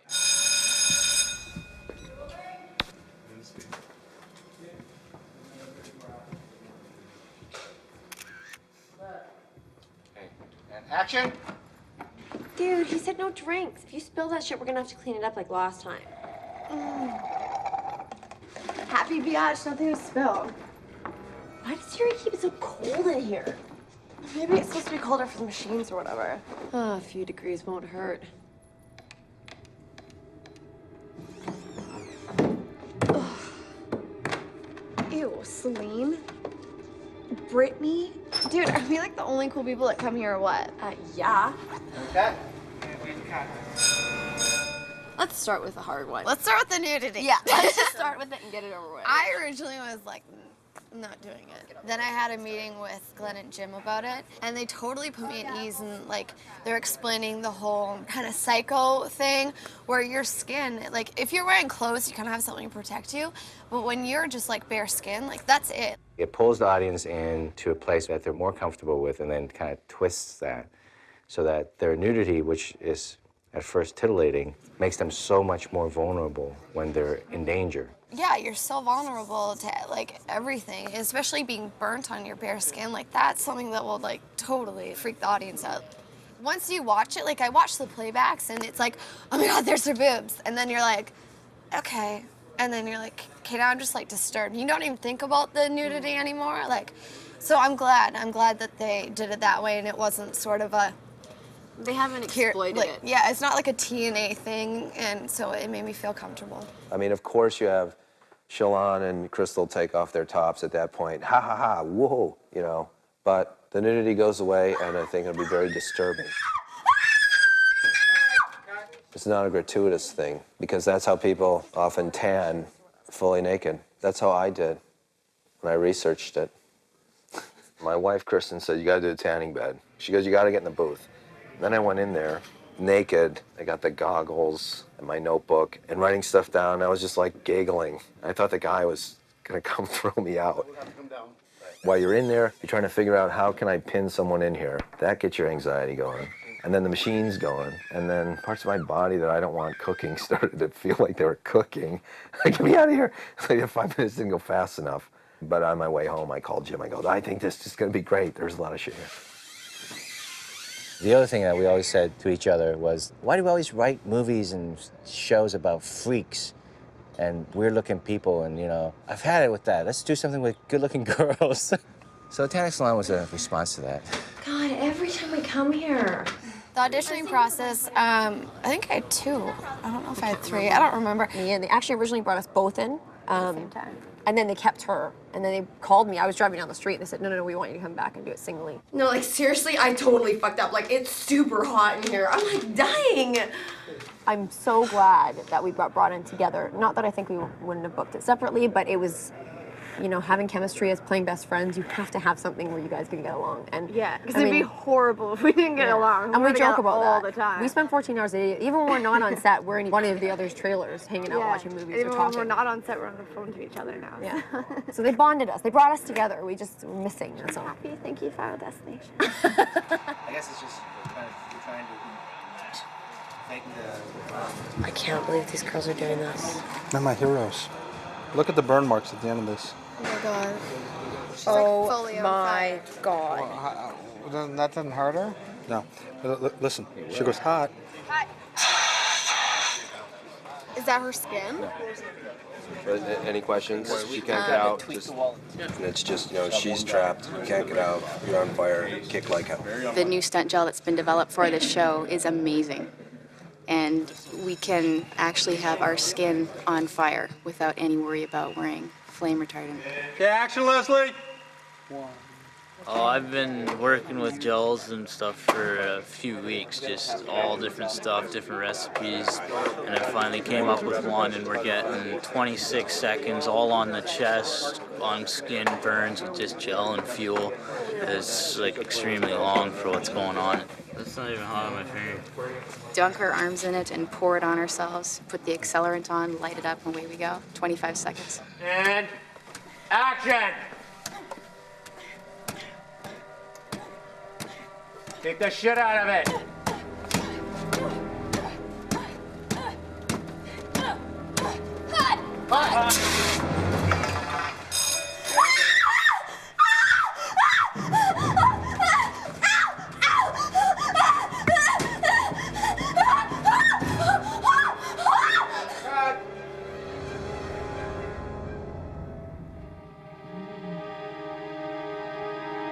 My favorite death, because it was the funniest to me, was the whole tanning salon sequence, because we do such a long tease where we just, you know, we know something's going to happen to those girls. We just don't know how and when. And then as it begins to happen and play itself out, you just guess ahead. Of course, you know what it's going to be. So the music for that, it was just so over the top. Because we teased and it was suspenseful and suspenseful, and then we're back to Wendy, and then we're back in the salon. And the remarkable thing is that it works. The movie wants that because it makes the story bigger than the characters, so the audience can really get in there with the fantasy of it all. One of the tools that was created specifically for the scoring of this film, this is the grossometer.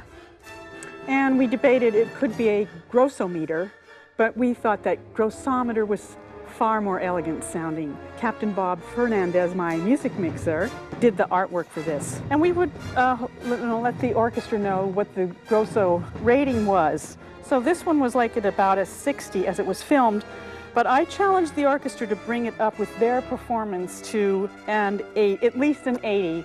And I think the performance really, we were close to 100 on that.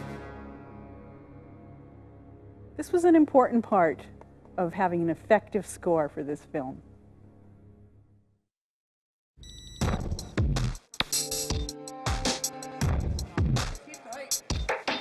In order to achieve this roller coaster sequence, we pretty much had to pull all the stops technologically. One of the things we have to do is take a really small roller coaster in a mediocrely sized amusement park and put a gigantic roller coaster in its place. That roller coaster is 65 feet high. Jim's roller coaster is 250, 190 feet high. So now we have this sort of a Franken roller coaster. Part one roller coaster, part another roller coaster. We basically did the full sequence in what's called a previs, or pre-visualization. It's a very kind of, medium to low quality, bare bones animatic. And this allows Jim to set up his camera angles before he actually sets foot on stage and does it in person. It saves time on that upfront process. And also allows us to plan the complexity of the shots. What previs enables us to do is it enables us to sort of work out the mechanics of the scene. How are we going to shoot it? What kind of lens do we need? Do we need to be on a crane, or are we going to be on the roller coaster car itself? We sort of divvy things up and we go, okay, look, this we can get practically. Let's just get this at the roller coaster. This shot here, well, it's a combination of CGI and practical stuff. This shot here, it has to be pure CGI. It gives Jim and Glenn and the other creatives opportunities to go, oh, well, Jesus, if we're going to be here, we can do this. So it becomes yet another creative mixing pot where people go, oh, let's try this. And ready, play. Ready at 3, 2, 1. Yeah, that's great. So that's one of the greatest advantages to having previs, the ability to decide how to achieve something almost unachievable. Since we don't have an actual roller coaster that has a 360-degree loop, we're recreating on the stage. We're changing the speed of the film and the camera. Don't make any sharp movements. In fact, if you're going to move at all, move like in slow motion. The camera is basically going to do all the traveling for the cars. So as the camera moves, it'll appear that the roller coaster is moving, and then we get our shot.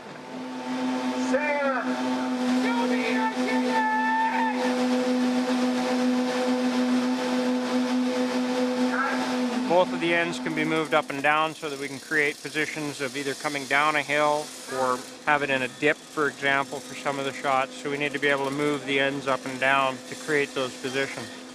We've got another deck that allows us to basically control the position of the deck in space, doing high-speed drive-by shots of the cars that'll be done over at another studio in the next few days. We have another one that uses a single car that you've seen some of the stunt guys practicing on that creates a single car rolling quite quickly. So it's a whole series of different rigs that as we glue them together and as the CG people add all the backgrounds is going to give us all the pieces of the coaster coming apart, breaking, and the stuff that you couldn't do on a real coaster unless you built it yourself and destroyed it.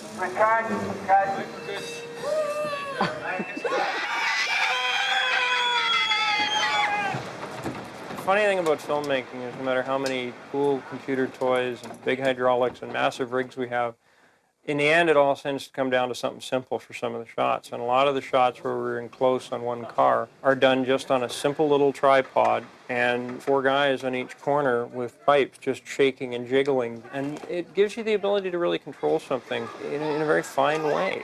That was really great on the movement, guys, everybody. Just a little framing issue, so we're going to do one more. By the way, Mary, the wind-blown look is you. Okay, once again. What's so great not to yell? I know. And action.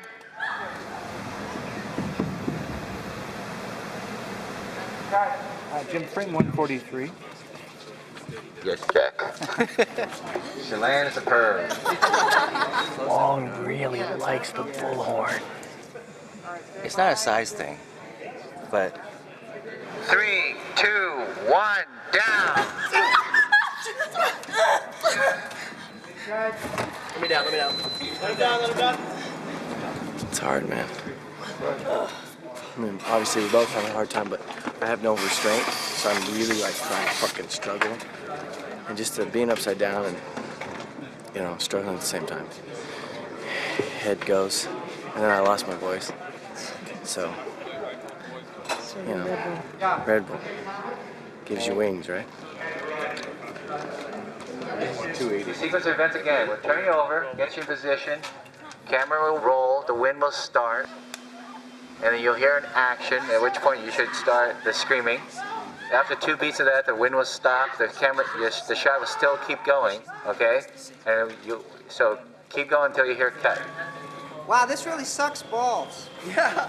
And so basically they let the harnesses go just enough so that it would look like we were really holding our own weight, and it really felt like we were, so we're both in there just dying. Like, I'm holding on to the harness upside down and trying to keep myself in with my legs and my knees, and I just got so bruised up and I was sore after hours of doing that because I'm just holding on myself with my arms and just terrified that I was gonna fall.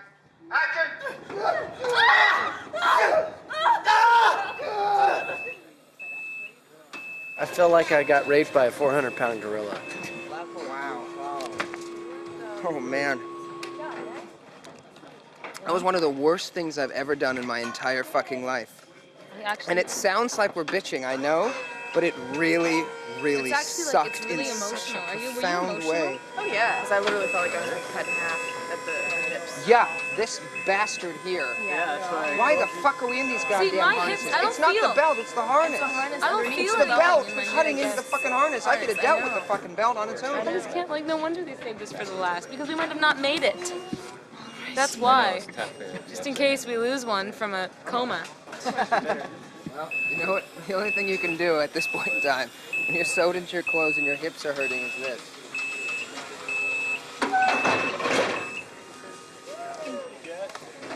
Yeah.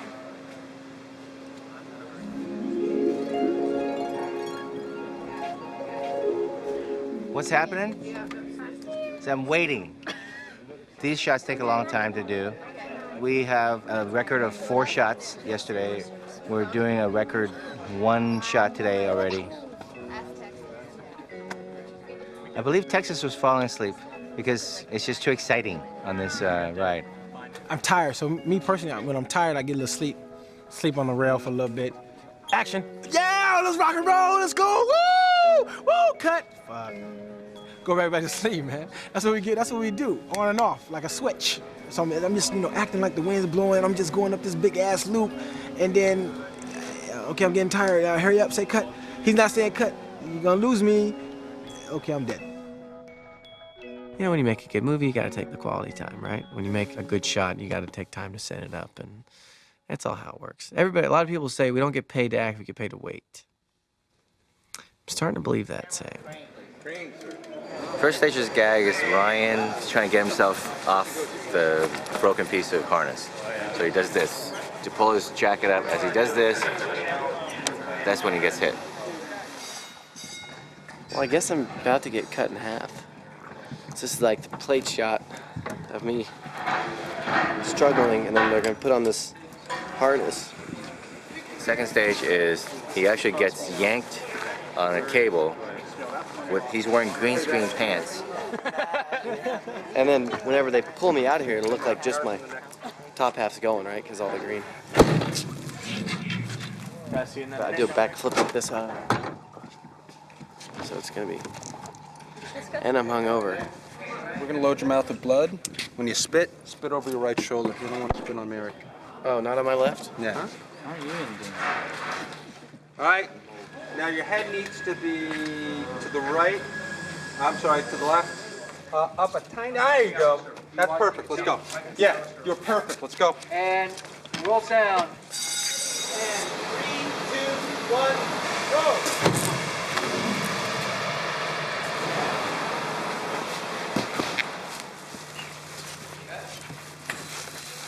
We've got. The third plate job. Ready? It's Mary and the dummy of Ryan being pulled away and leaving the lower half of his body. It's very disgusting. What are we doing to our children? Anatomically correct? Pretty much, yeah. We went with a ragged sort of look rather than that anatomical dummy look that always kind of looks cheesy. So that lot of trauma look. All right, stand by for picture. And 3, 2, 1, go!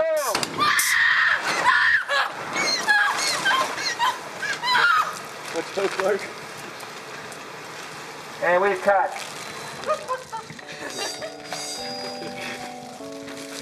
Pretty unscathed, actually. Yeah, it's like the first time that's ever happened. Usually I'm covered in it. I'm okay. Here we are, done almost. It's actually kind of sad. That's the only bad thing about liking people you work with is you miss them. Guys, it's a show wrap on Ryan. You make friends, but you never really talk to anybody ever again. It's really, I mean, you never mean for it to be that way. It's just always how it is. Always. It's weird. Maybe that's why actors are so bad at relationships. Oh, man. So much fun. You were hilarious there. We'll do it again sometime. Great. It's an environment that you create once. You know, you just never quite get the same feeling again. I guess it's life in general, you know? I mean, I feel weird. It feels weird. You know, one part of me really wants to go home, but I really gonna miss this too. I'm not accepting it. I'm not. I'm just denying. Deny. It's bittersweet. Bittersweet. I just have a feeling it's not over. Next week they'll be like, okay, so I forgot to do this shot. So we're meeting back in Vancouver. You know, one more time. I don't know. It doesn't feel finished yet.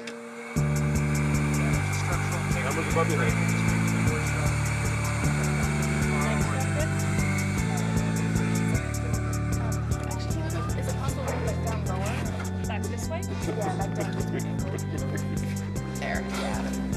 All right, here we go. Stand by.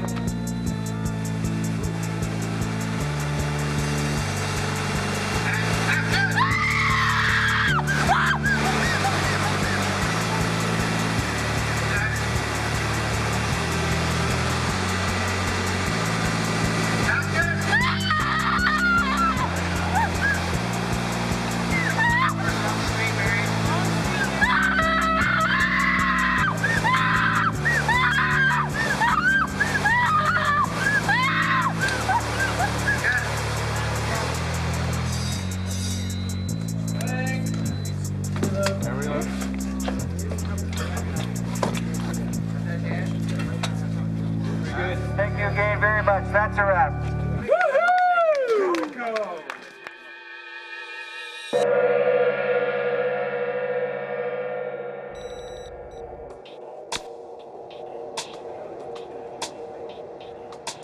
This is the first time we'll be showing the movie to all the studio heads at the same time we're showing to the audience. So when people start throwing popcorn at the screen, you know, we're in trouble. It's you! Wendy! You're dead!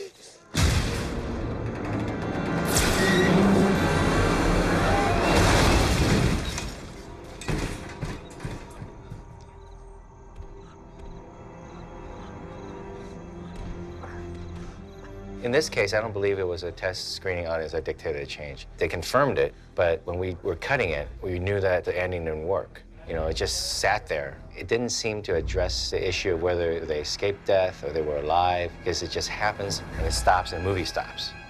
So it's just too abrupt. You know, when you watch this very loud, fast, visceral movie, you can't end like that. You know, you just can't end like that. It just doesn't work. It feels off. That screen went pretty well, I thought. It scored better than the first one in the initial thing, but mainly everybody said they hated the ending. So I'm gonna shoot something else. That's it. We kind of knew that the ending was flat. And the day before, Craig Perry and Jim Wong, we all got together and, you know, tried to come up with suggestions for what another additional ending might be. Craig says, you know, why don't we kill everybody?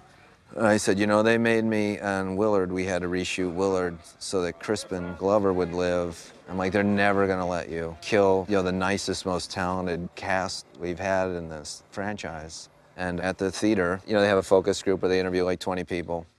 And they go, oh, I liked it. But I kind of feel like I've seen it before.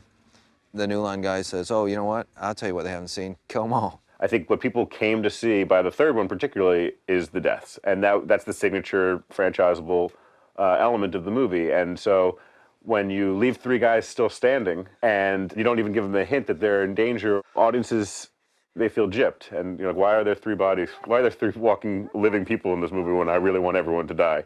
Get rid of them. Kill them all. Wipe them out. I think that's the real surprise people aren't going to expect because they're so used to seeing that extra bit that makes you think, ooh, they're going to come back. Not in this movie. They're dead.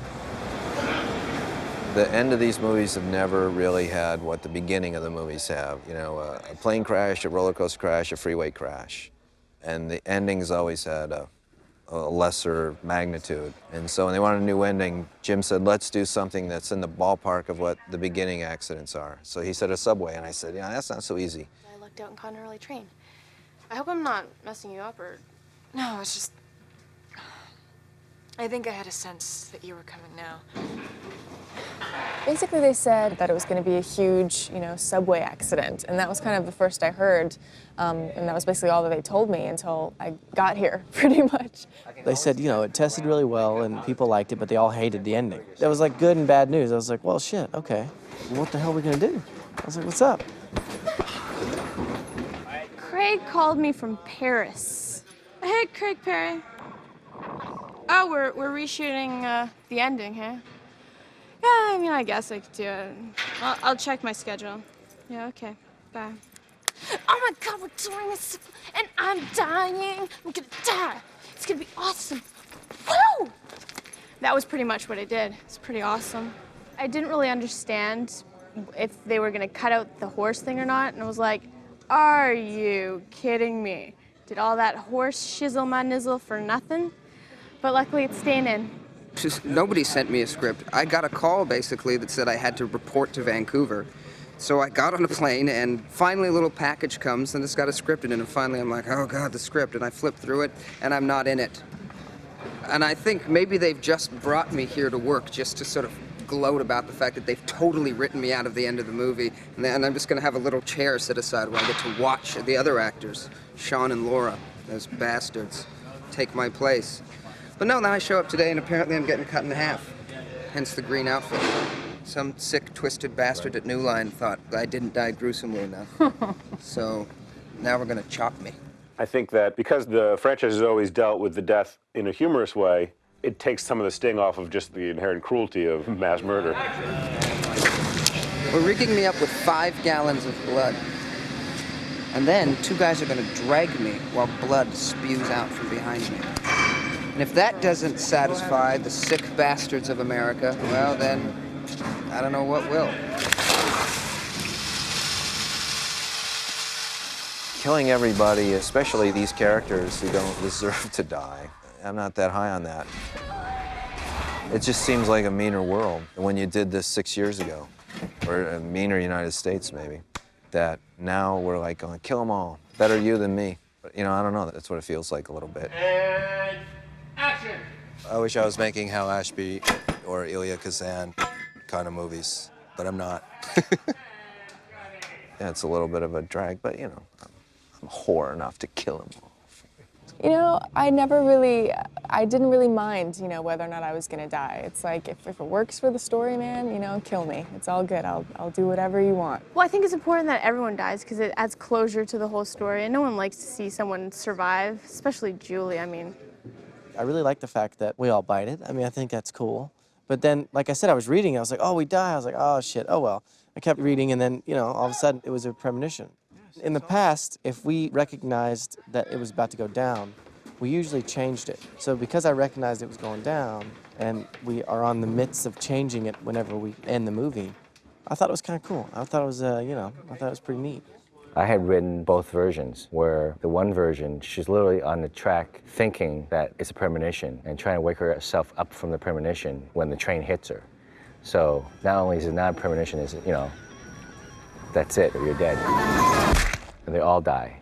And then we added the alternate version, which is, it comes out and it's a premonition, but can they get off? So for me, this alternate way is actually more, you know, open-ended and hopeful, if you can call it that. Let's face it, at the end, we're all defeated by death. It's just a matter of how long you can, you know, stay in the game.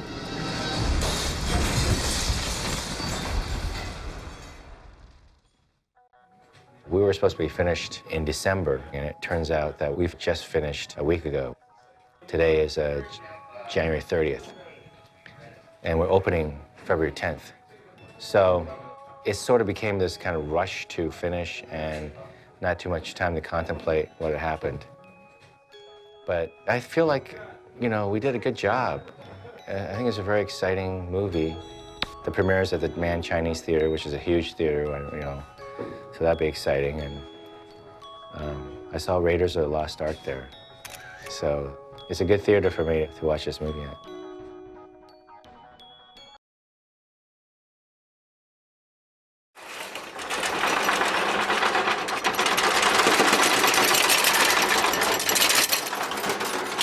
I'm Jim Moriano, Foley artist, and we're about to do some sounds for this roller coaster. My name is Jeff Wilhoit, and I'm also a Foley artist on Final Destination 3. And we're going to show you some of the mechanics of creating sound effects. Keep it subtle. We don't until after the hydraulic, the hose breaks, yeah. And then that's when it kind of starts going crazy.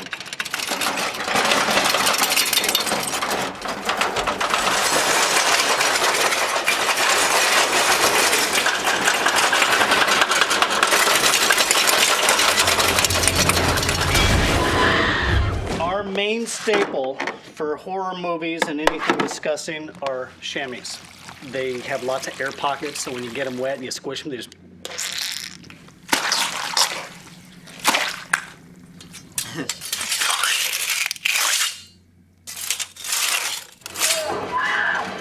Gooey lower half of torso dropping back in the seat.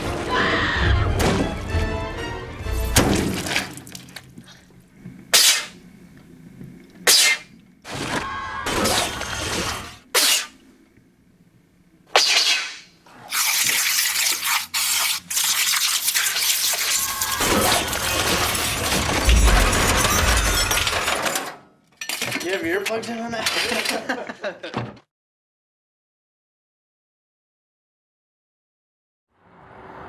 We're doing a car crash rig for the drive-through accident where Frankie gets killed. That big yellow ram, driven with air, acts to pull this cable that's running through it, which is attached to the 5-ton truck up behind us. So you see it hooked up on the front there. Basically what the rig does, that ram fills up with air and pulls that cable down, pulling this truck in. It gives us more speed than we could get on a short distance out of an engine or just using a regular engine in a truck. So that then comes into the back of the pickup truck, which is holding Kevin and Wendy, which isn't on the rig yet. The rig basically works off of this piece of I-beam here, so we can keep all the cars straight as they hit, so they don't, if you just hit a car, it might skid one way or the other. This rail lets us keep everything straight so that it'll happen in the direction Jim wants. That pickup truck will get crushed up. The engine is on another rig inside the pickup. That engine gets pushed up, and as the pickup truck crushes the back of the MG here and smashes in there, that engine will jump up into the back of where Frankie Cheek's head's sitting, and the fan on the front of the engine, which is driven by a little DC motor, will spin and chew up Frankie's head and spit him all over that window over there. Will this drive backwards when you fire it, or? It shouldn't. It might a bit, but there's enough weight holding there that I don't think it'll drive it back. All right, ready? Can you go quiet here? Back, guys! 1, 2, 3!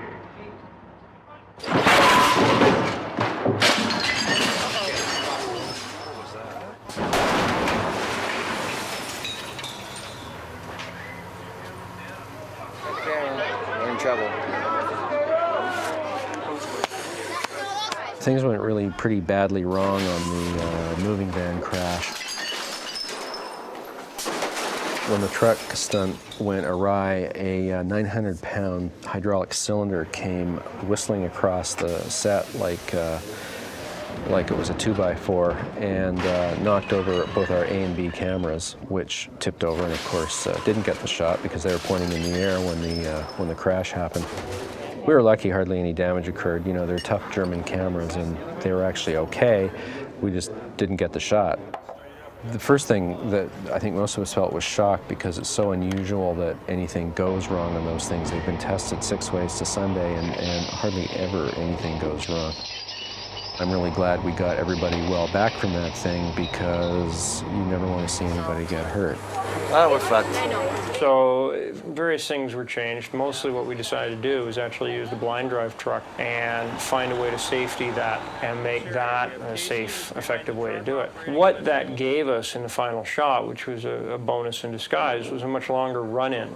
But it's a very, very abrupt stop. It's like slamming into a brick wall with your face. Yeah! That's awesome, man. We took it all out. That's what we're talking.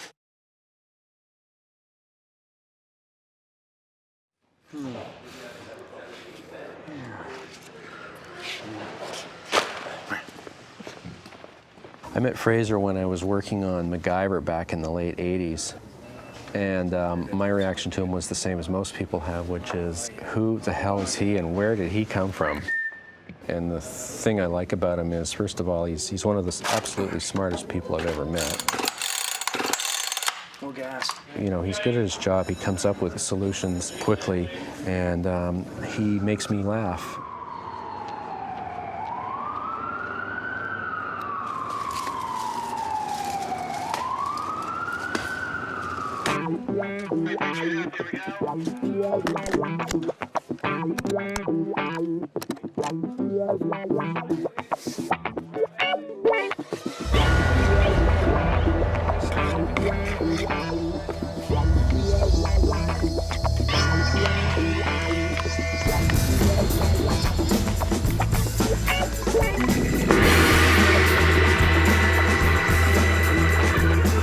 Put 2 boards again, we'll clap it.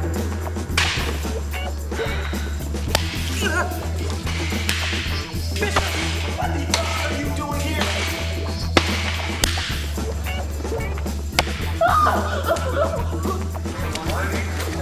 What are we waiting in line for? I mean, damn! Scared the hell out of me. That shit was loud. Pretty good.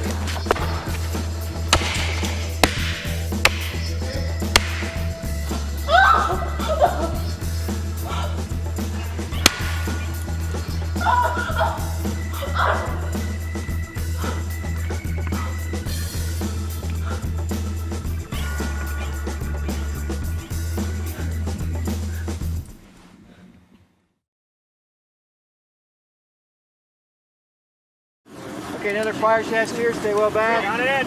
3, 2, 1. Fuck! Let me just. Let's. Okay. Here we go. This is a picture. And roll sound. Rolling.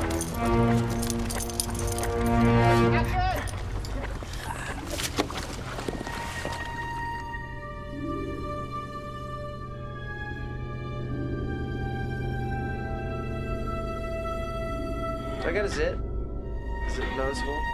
Okay, gang, what we have here, we have a propane cannon explosion going off in this area. There's a cannon over here and a cannon over here. Just like we saw in the test earlier tonight. For those of you who didn't see it, it creates a big fireball here. There's a propane tank that's simulated. It's a fake one that we built that has a flame coming out of it here that is going off the top of the shot. When this fireball goes off, it will happen, it will die. That tank will get turned off so it isn't in the background so much anymore. That's the end of the shot. If anything goes wrong, I will call it and just ask everybody to stay put until we make safe. Action. There's a chance some of this paper may be burning a little bit afterwards. Once we all cut, we'll come in and put it out with a Hudson sprayer and some CO2s. We have fire safety stuff around the area here. And everything else is basically safetied off. Don't come in afterwards until we clear the area. Pretty straightforward. Ready? And...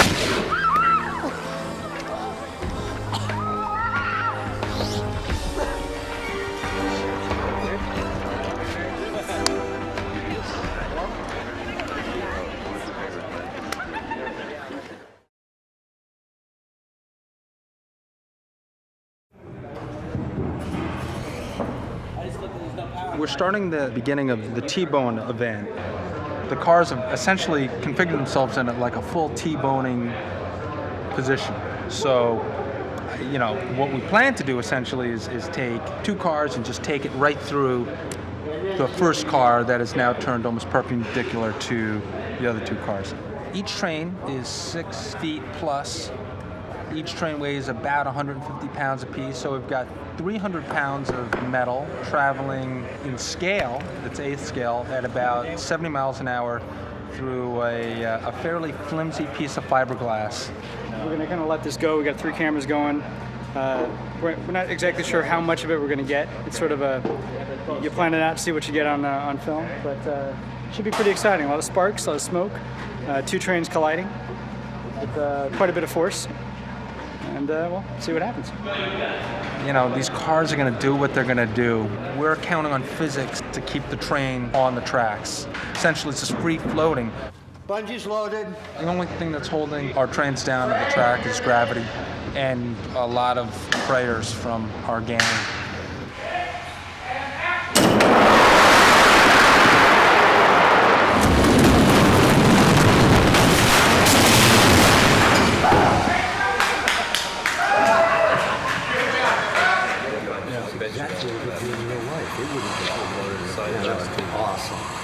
Look at that.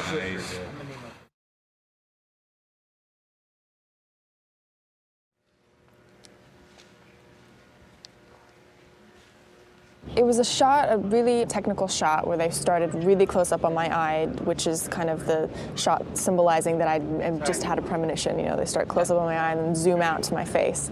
And the first take that we did, I had a tear fall out of my eye, and Jim sort of liked that effect, so every take after that, he wanted to have that. I'm waiting for a tear. Sorry, it kind of threw me off that he was like... Let's go. So John, just wait. Just stay. Don't say anything. Okay. I'm waiting for a tear. When I saw the shot, it was sort of like, oh my God, what a great moment to have it come directly from her eye and the tear rose down her cheek. Of course, once you see that, you really want to get it. And, you know, we didn't really prepare Mary for that. I'm sorry, I don't think it's going right now. Okay, let's cut. It's always part of the business whenever you got to do an emotional scene where you look at it, you know, you read and you go, oh, I'm going to have to cry that day. Like, you know it's going to have to go down. But it's different when you're in a scene and you can get there, you know what I mean? When the writing takes you there or you can build up to memory. But whenever there's a diopter on a camera and it's this far from your eye and everybody's watching you got lights, you know what I mean? It's tough, man. It's really tough. So I think it was a hard experience for Mary because she can definitely do it at a snap of her finger, but I think because of the nature of how we sprung it on her, it was more difficult than it would be normally, I think. When tears fall, it's kind of activated by blinking or by scrunching your face up or something. That's kind of what makes them come out of your eye. So for me, I had to keep my eye like wide open like this, so the tears just like staying right there and not falling. So it was so frustrating because I was sitting there going, I can feel it. It's right there. Just fall, just fall. And it wouldn't. Open your eyes a little wider, Mary. There you go. So it was a pretty frustrating experience because I felt like I was letting down everybody because I couldn't make a tear come out of my left eye. You guys, I'm sorry. It's just Okay, cut. Couldn't Ariel put a tear in there for her, for crying out loud? What are those guys getting paid all that money for, huh? Can you just get behind the camera again, please? I couldn't stand there and just do that. So I have great respect for Mary. She's a hell of a crier. I was very, very proud of her. Yeah, since home. It was probably one of the most challenging, scenes I've done in film before, just because it was physically almost impossible at some points, so it was definitely challenging. All right, good, very good. Thank you, Mary. Nice, like it.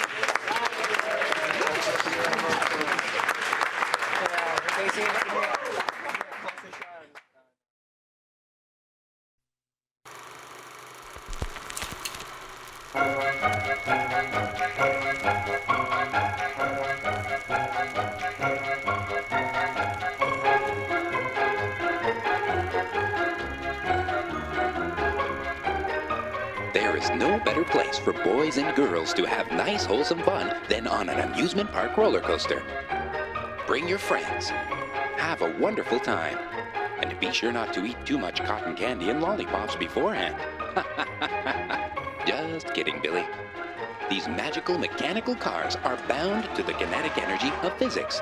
And all you need to know about physics is that it never fails. The chances of a roller coaster malfunction are rare indeed. So you don't have to be afraid, Sally. America's coasters are perfectly safe. Odds are 1 in 250 million of a roller coaster malfunction. That's safer than an airplane. In fact, you are more likely to die driving to an amusement park than dying at one. America's coasters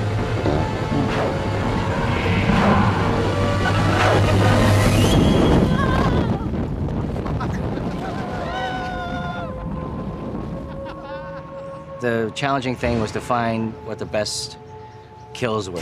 Places that were interesting for people to die in, places that weren't completely crazy for them to be in.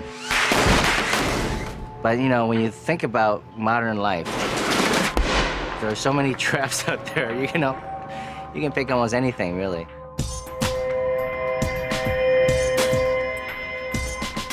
Generally, you don't really believe that you're going to run across a serial killer or Jason or something.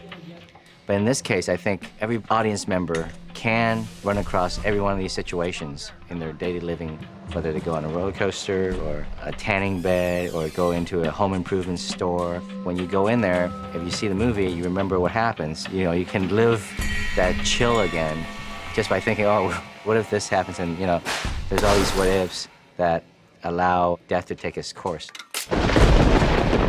They had 2 films that preceded it. There are certain things that we can't obviously repeat. There's one thing in the first movie, it was very successful, which was this bus hit. You can just drop fucking dead. So you couldn't do that again, or you couldn't do something that's so similar that, people felt like you were just repeating yourself. Other things from the second movies, like the dentist scene, which I thought was a great place to set a death.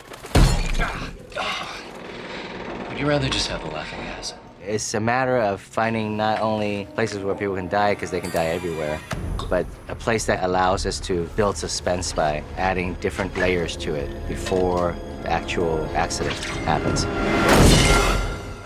It was challenging, but I think we got some good places for the third one here. Oh, jeez! Some of these deaths are pretty intense. Have a ventricle from her heart actually land in her cheek. Too much? That didn't go over very well. I just asked for the ventricle in the cheek. You're a gorehound, man. I'm a gorehound. Oh, yeah, you're asking the wrong guy. Okay. The hardest thing about doing Final Destination 3 or any kind of a third sequel in a franchise is just to make it not suck. Everybody has expectations after a certain point, and I think we're very aware of that, especially with the genre audience, who are both loyal but also have oftentimes been betrayed by filmmakers who just sort of toss it out hoping that they'll make a quick buck. We brought back Jim and Glenn in an effort to build on the success of 1 and 2 and not rely on it. To really combine the best of the both to make the third one the best of all. It's similar to the other 2 because, death has planned, there's an accident, kids escape, and then he comes back to get them. It's different because the main character has taken some photographs that are sort of premonitions too, so she can be a little bit more proactive. What we've done that's a little bit different is make an effort to really involve the audience in the sort of procedural elements of the storyline, in the investigative properties of the storyline. There's new technology all over the place in terms of picture taking. There's all these digital cameras, your phone is a camera, and in the opening sequence, the lead character, Wendy, she's taking pictures of this grad night that the kids are all in. She realizes as the days go by that in the pictures themselves are clues as to how death is about to take care of the people who have survived. Is it? And because the audience can see them too, part of the fun now is that when we go into a new sequence, the audience is armed with a bunch of clues. Like, is that it? Or maybe that's going to be it. So they can really look at and engage in the movie in a way that the other two really have never been able to do before. The other thing that we thought would be fun is that in both the first and second movie, all the characters are known. You know who came off the plane in the first one, and the second one they knew all the survivors of the car wreck. So in the third one, we thought it'd be interesting if some of the characters that are part of Death's plan are not even known to our leads. Then Ian and Aaron. Yeah, and there's a couple kids behind them, but I can't make them out because this guy's arms are in the way. Can you? They have to try to find out who they were, and at the same time, not even know if they died already, so that their demise is coming sooner than they thought. Are there any more pictures from the roller coaster? Okay. Very good. Try again, please. I really believe that we have a strong cast, characters that stand out, and characters that people like. I am Mary Elizabeth Winstead, and I play Wendy Christensen. I am Ryan Merriman, and I'm playing the character of Kevin Fisher. I am Chris Lemke, and I play Ian. My name is Alex Johnson. I play Aaron. Hi, I'm Shalane Simmons, and I play Ashley. And I'm Crystal Lowe, and I play Ashlyn. I play Frankie Cheeks. Bit of a sleaze bag. Hey, I'm Texas Battle, how you doing? And I'm playing Luis Romero on the lovely set of Final Destination 3. If you like these kids, and I think you will, then you care more about them when they're going through their pain and grief and suffering. It's fun to be scared for the character. At the beginning of the film, Wendy is sort of your typical teenager in high school. She's about to graduate, just excited about what life has in store for her. I start off kind of the happy-go-lucky guy. I got the girl, I got a good career in sports, and I know what I want to do. Like, it's always good when you have a direction. Yeah, nobody's dead. Happy-go-lucky. Nobody's dead. My girlfriend's still alive. I'm gonna ask her to marry me. Life is easy. Ian is a character who stands out a little bit from the crowd. And like many intuitive people, I think his intellect and his intuition has kind of put him in the realm of maybe being a bit of an outcast or a bit of a freak. We're kind of like the dark, outcast kids in the movie. We both paint our nails black. Ian's really smart, and I think that Aaron really looks up to him a lot. My life really revolves around women and taping them on my video camera, as I am would like to be a filmmaker in the adult industry as I get older. Man, you two are smoking hot. So right now I'm just focusing on young high school girls. My character's the type of person in high school that you probably hated. She seems self-centered, but I think inside she's very sweet. My character, I think, is very funny. She's just not the brightest crayon in the box, and that's okay with her. I don't think she needs to be. She just wants to be the pretty girl next door that becomes homecoming queen and maybe gets married and has kids. And we live next door to each other and have twins. Yeah.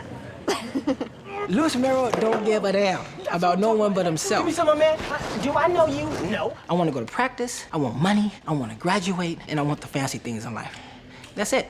Period. Point blank. Short and sweet. And she goes to this graduation party with all the seniors at this amusement park, gets on this ride. She has this really vivid premonition that everyone's gonna die on the ride, it's gonna crash. The hydraulics will rupture! The traffic will collapse! The cars are gonna go flying off. Things start happening all weird and crazy and shifting, and my cart falls and breaks, and then I die. But I cheat death the first time. You see? And I'm kind of happy about that, because if you see in the past scary movies, the black man don't live too long. But see, in this movie, the black man gonna live for a little while. Like all the other Final Destination movies, the lead character somehow avoids her death and drags a whole bunch of us with her. Tracks are broken, stop! The friends who also got off the ride with her start dying off in these mysterious, strange ways. And she sort of starts piecing clues together and feels like there's something more going on than just coincidences. My character kind of looks at the logical part of this, which there really isn't a lot of. He ends up researching what happened. 6 years ago, this kid had a vision just like you did. He freaked out, and 7 people got off the plane. 7 people got off our ride. And then she starts figuring things out on her own because of kind of what I started. And Wendy and Kevin explained to us how we have to take care in every little thing we do because everything can potentially kill us. Now, obviously, I don't know if you can see what I'm surrounded by here, probably. Well, there's a buzzsaw. This is not exactly the safest environment that you'd want to be in with knowing that death is stalking you. Death is following us? What? I thought I escaped it the first time, but it's still trying to get me? So during the whole movie, I'm not believing it. I don't care about what death is trying to do. It's still about Lewis, okay? Forget death. I don't think we want to deal with any serious issue at this point in our life. Our biggest issue is our boyfriends and how our hair looks. Death is definite, but I guess when it happens or how it happens is very changeable. Fan!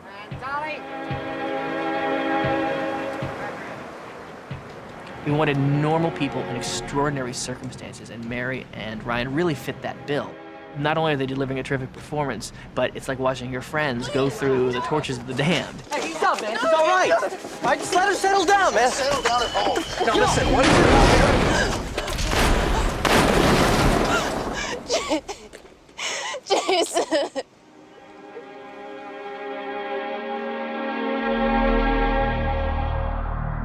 New Line said, we're doing Final Destination 3. It's a roller coaster. I go, okay. It really allowed us the opportunity to put our characters in a place where they can't escape. It wasn't until I got into the roller coaster and they strap you down in the shoulder harness, so it locks down like any safety device would. And when the claustrophobia hit me of realizing that I was about to spend a day locked down in this harness, I had a complete panic attack. You know, the worst part isn't the roller coaster. It's these things. It's being trapped inside of a small box. And after a lot of deep breathing and a few, doses of psychotropic medication, I really sort of mellowed out a bit. The problem is, to our knowledge, it hasn't been done before. There was no one to go to say, how did you do that in that movie? If you're gonna crash a car, it's best to crash a car. If you're gonna crash a roller coaster, the best possible scenario is to crash the roller coaster. We're not gonna crash a roller coaster, so that's when they call us in. So our friends here from LiDAR VFX are here today. They're going to essentially laser scan the park and recreate a three-dimensional representation. You're taking technology and stuff that's used a lot nowadays, but you're applying it in a way that hasn't been used before. The effect of the movie will have to be created on the computer or on a stage with green screen. And we're going to have 2 weeks of green screen on hydraulic things and CGI. Actors being hung upside down, and yanked out of cars falling and flipping. It's good times. Jim and Glenn wrote a script that calls for a very specific roller coaster. So damn it, we're gonna find him that roller coaster. If we can't find him that roller coaster, we're gonna build him that roller coaster.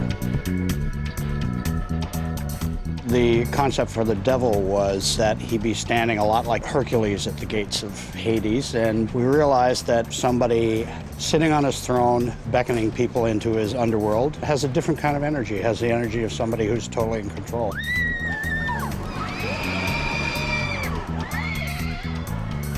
What we were looking for was something to extend the personality of the devil, make a more gothic, intimidating kind of an atmosphere. So we did this incredible set piece made up of skeletons, a little bit of artificial fire, and it was huge. It was a huge set that literally appeared overnight. All that had to be built for real on a very large set that Mark had designed, and we had to incorporate our real coaster through the middle of it. We had about 220 feet of real track running through stage 7. We actually had a 25-degree up ramp out of that, so we took our 6-car train right out and up at a ramped angle out of the barn. The script describes a very long 250-foot climb. Our roller coaster at the P&A peaks out at, I think, 65 feet. Our virtual roller coaster is 189 feet. That's really tall. I think our biggest challenge on this movie is the roller coaster sequence, and one of Jim's main concerns for the movie and one of my goals when I read the script was to not have the roller coaster sequence look like virtually every other roller coaster sequence you've ever seen on film. Thanks to all the new wireless technology that's available to us, we could put remote-controlled heads, which let us operate the camera. So it's like somebody's actually in the car with them, looking around, and it becomes much more subjective. Flip back and forth between the two, like when you're going through a loop. I think it's going to really put the viewer much more in the roller coaster seat than anything we've seen before. Do the pan-off step only after the corkscrew, okay? One of the things we had to figure out in the testing stage when we were on the roller coaster was where we could actually put cameras, because the clearance, as it turned out, on those cars is actually pretty narrow when it's running through the superstructure of the roller coaster. My grips got on there with a bunch of high-density foam and basically stuck wings up and out the side of the roller coaster at various points of it where we thought we would want to put camera mounts, and then sent the roller coaster around. You know, they started out about this long, and then they'd hit something and they'd break off. Eventually they got shorter and shorter and shorter until pieces stopped breaking off, and then that's when we knew that we could stick our camera out this far on this side and this far on this side. It probably saved smashing a lot of cameras, all that work. I really wasn't too worried about riding the real roller coaster because I hadn't been on a roller coaster in a long time. I sort of had that childhood excitement of just going on a roller coaster again. I'm a thrill junkie. I love roller coasters. That was awesome. That's fun. Good. You didn't die enough. I didn't die. It's fun. We will be going again, by the way. The novelty wore off after, like, you know, the third round. You're like, okay, it's hard to be happy and still do this over and over again. You got about 10 rides where it's still fun. The next 10, it's dizzying.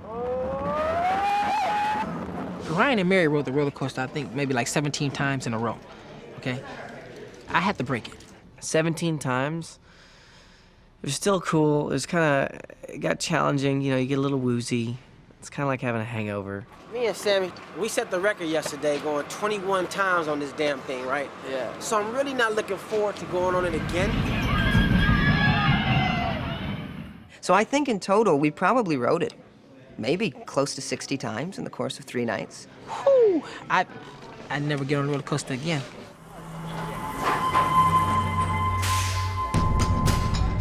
We have built several rigs that we can use in conjunction with CG and matte paintings and some practical effects in order to recreate all the crash stuff. That's gonna happen on our green screen stage. I have nightmares about just being surrounded in green. What we've got here is a set of towers that hold up the end of a roller coaster rig. We've got 6 cars that are suspended in the air hydraulically between those 2 towers.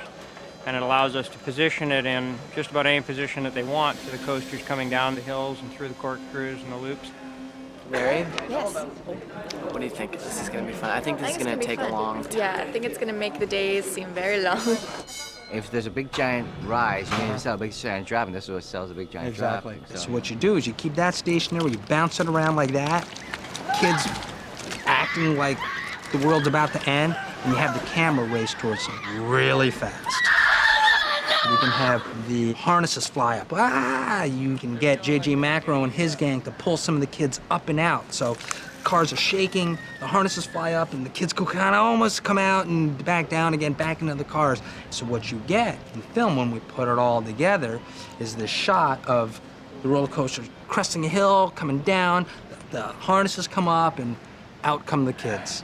On action, do we want them to fall into the... On action, we'll pan them in when dies, and they slip. So on action, everything happens. One of the mandates on this show is to have the actors' faces in everything as much as we possibly can. So we will be seeing their faces when they fall out of the roller coasters. A lot of the time, it's going to be them. It's going to be a very demanding show for the actors. Wow, this really sucks balls.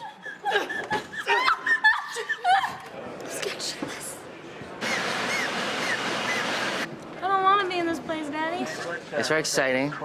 Gina's going to be falling for the first time. I'm scared. And falling hard. Into the ground! I felt like all the blood was going to my head. Especially when you're screaming, right? Yeah. Somebody's very angry with my testicles. That's what I know for sure. Abusement park. I'll abuse Jim right now.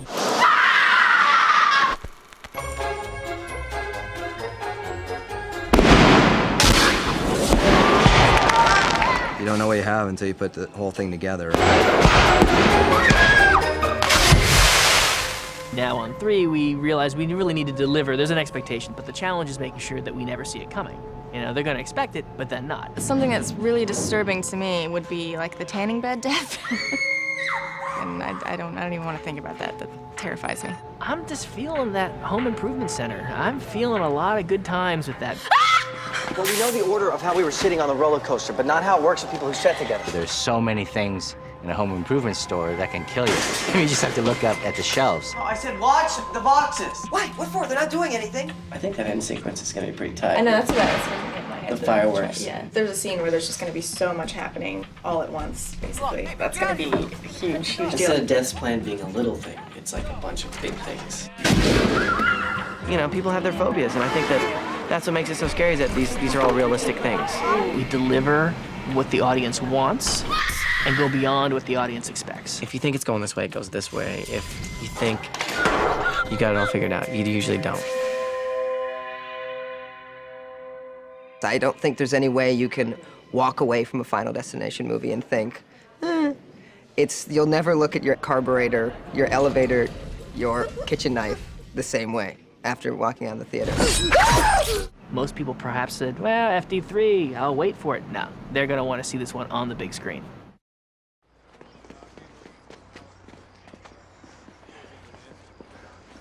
I didn't say anything.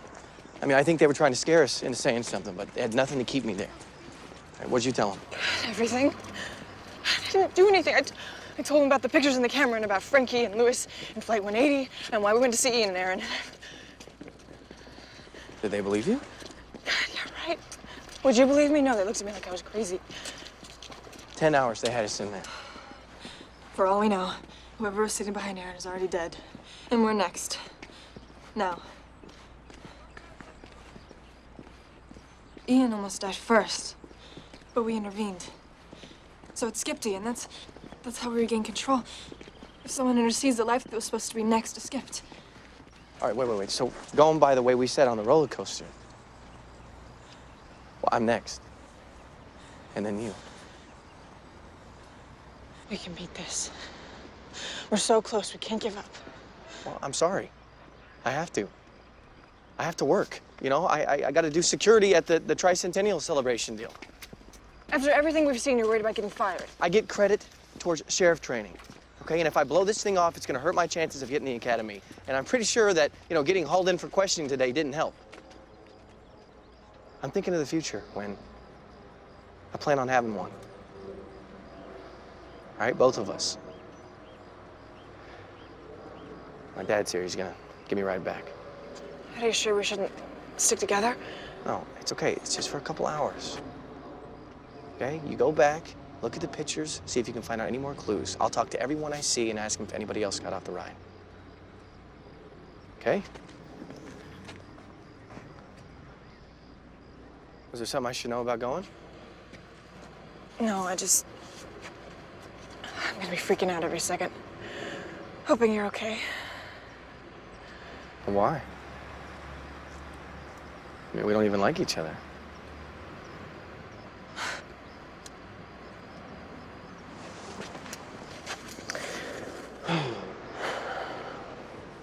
You'll be okay. All right, I got my cell.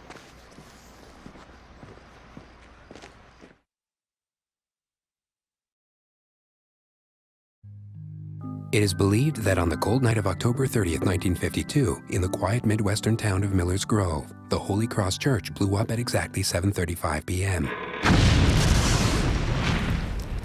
The explosion forced 15 of the town's citizens to deeply reflect upon the heretofore inconsequential details of their lives, for all had narrowly cheated death by arriving late for choir practice. Reverend Smithy had gone to light the furnace in the church that afternoon so that the choir members wouldn't be cold upon their arrival that night for practice. He then went home to dinner with his wife and son, but when they were about to leave, the baby soiled his overalls. The Reverend had to wait while Mrs. Smithy disposed of the nappy. Meanwhile, the twin girls on Maple Street were ready for practice, but their car would not start. They called their classmate Sadie for a ride, but she was preoccupied with a science project due the next day. Hank the butcher was watching his two boys waiting for the babysitter who was running late. Despite her best efforts, Gertrude, the choir director, couldn't rouse her napping daughter, Beatrice, the choir's pianist. Dan and Anna, a newlywed couple, broke their habit of promptness that night because they were eager to hear the end of a 7 to 7:30 radio program. Dan's Uncle Frank was just plain lazy, staying in his house until the last possible minute. Firefighter Ted was in the middle of a different emergency call prior to the church explosion. At least 8 separate unconnected reasons for none of these people to arrive on time at 7:30 p.m., and not a single one of them had yet arrived to meet their deaths 5 minutes thereafter. The odds of this fortuitous chain of events work out to be a 1 in a million chance. But the choir members spoke nothing of odds. They believed their lives were spared by divine intervention. Was it the same winking God that showed his hand nearly 50 years later in Africa, where on a stormy evening on a soccer field in the Republic of Congo, lightning struck?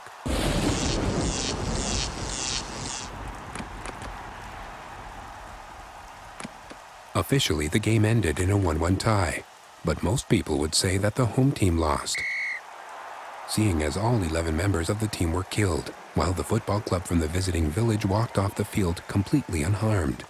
Family members insisted that the only way this freakishly fatal event could have occurred was by practice of voodoo magic. An act of God, fate, lady luck, voodoo mind tricks, or simply coincidence. Mathematicians devote themselves to eliminating the taint of coincidence in our lives, calculating the odds of pure happenstance. These, the same mathematicians who will attest that if you had an infinite number of monkeys typing on an infinite number of typewriters, they would eventually type out the complete works of William Shakespeare. In fact, these experts would tell us that based on the law of large numbers, freakish events happen more often than you think, for there are 280 million people in America. That means 280 times a day, a 1 in a million shot can occur. Seeing as we often gauge impossible odds to that of getting struck by lightning, if an entire soccer team can be obliterated on any given day, how does that bode for our odds of survival?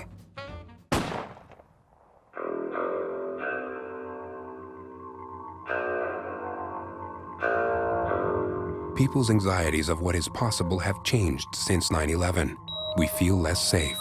We are encouraged to be more vigilant. And how can we not be when the signs are everywhere? Death. It's all around us.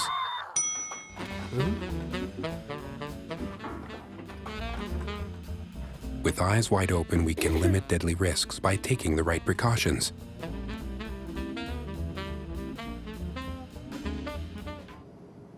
We try to be alert, informed, but are we truly at a greater risk of death than before? Or are we just more aware of danger around us? After all, air travel is the safest mode of transportation in the world, isn't it?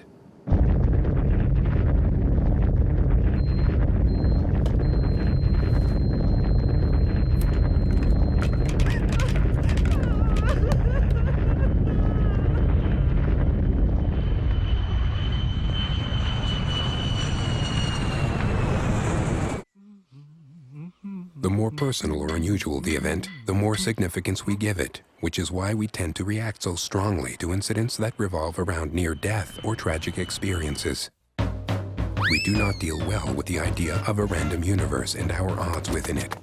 So we comfort ourselves with reasons, patterns, conspiracies, anything to rationalize away the loss of control that coincidence brings.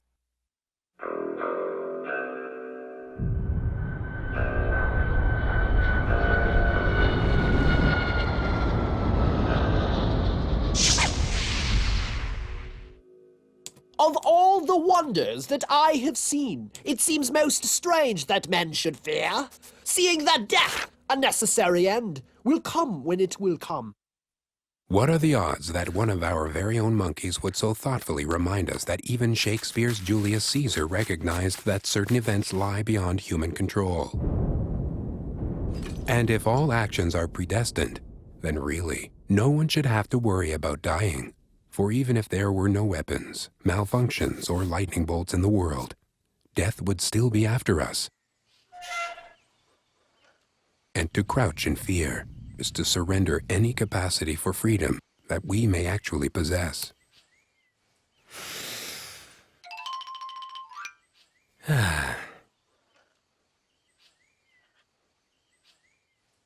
Feels good to be alive.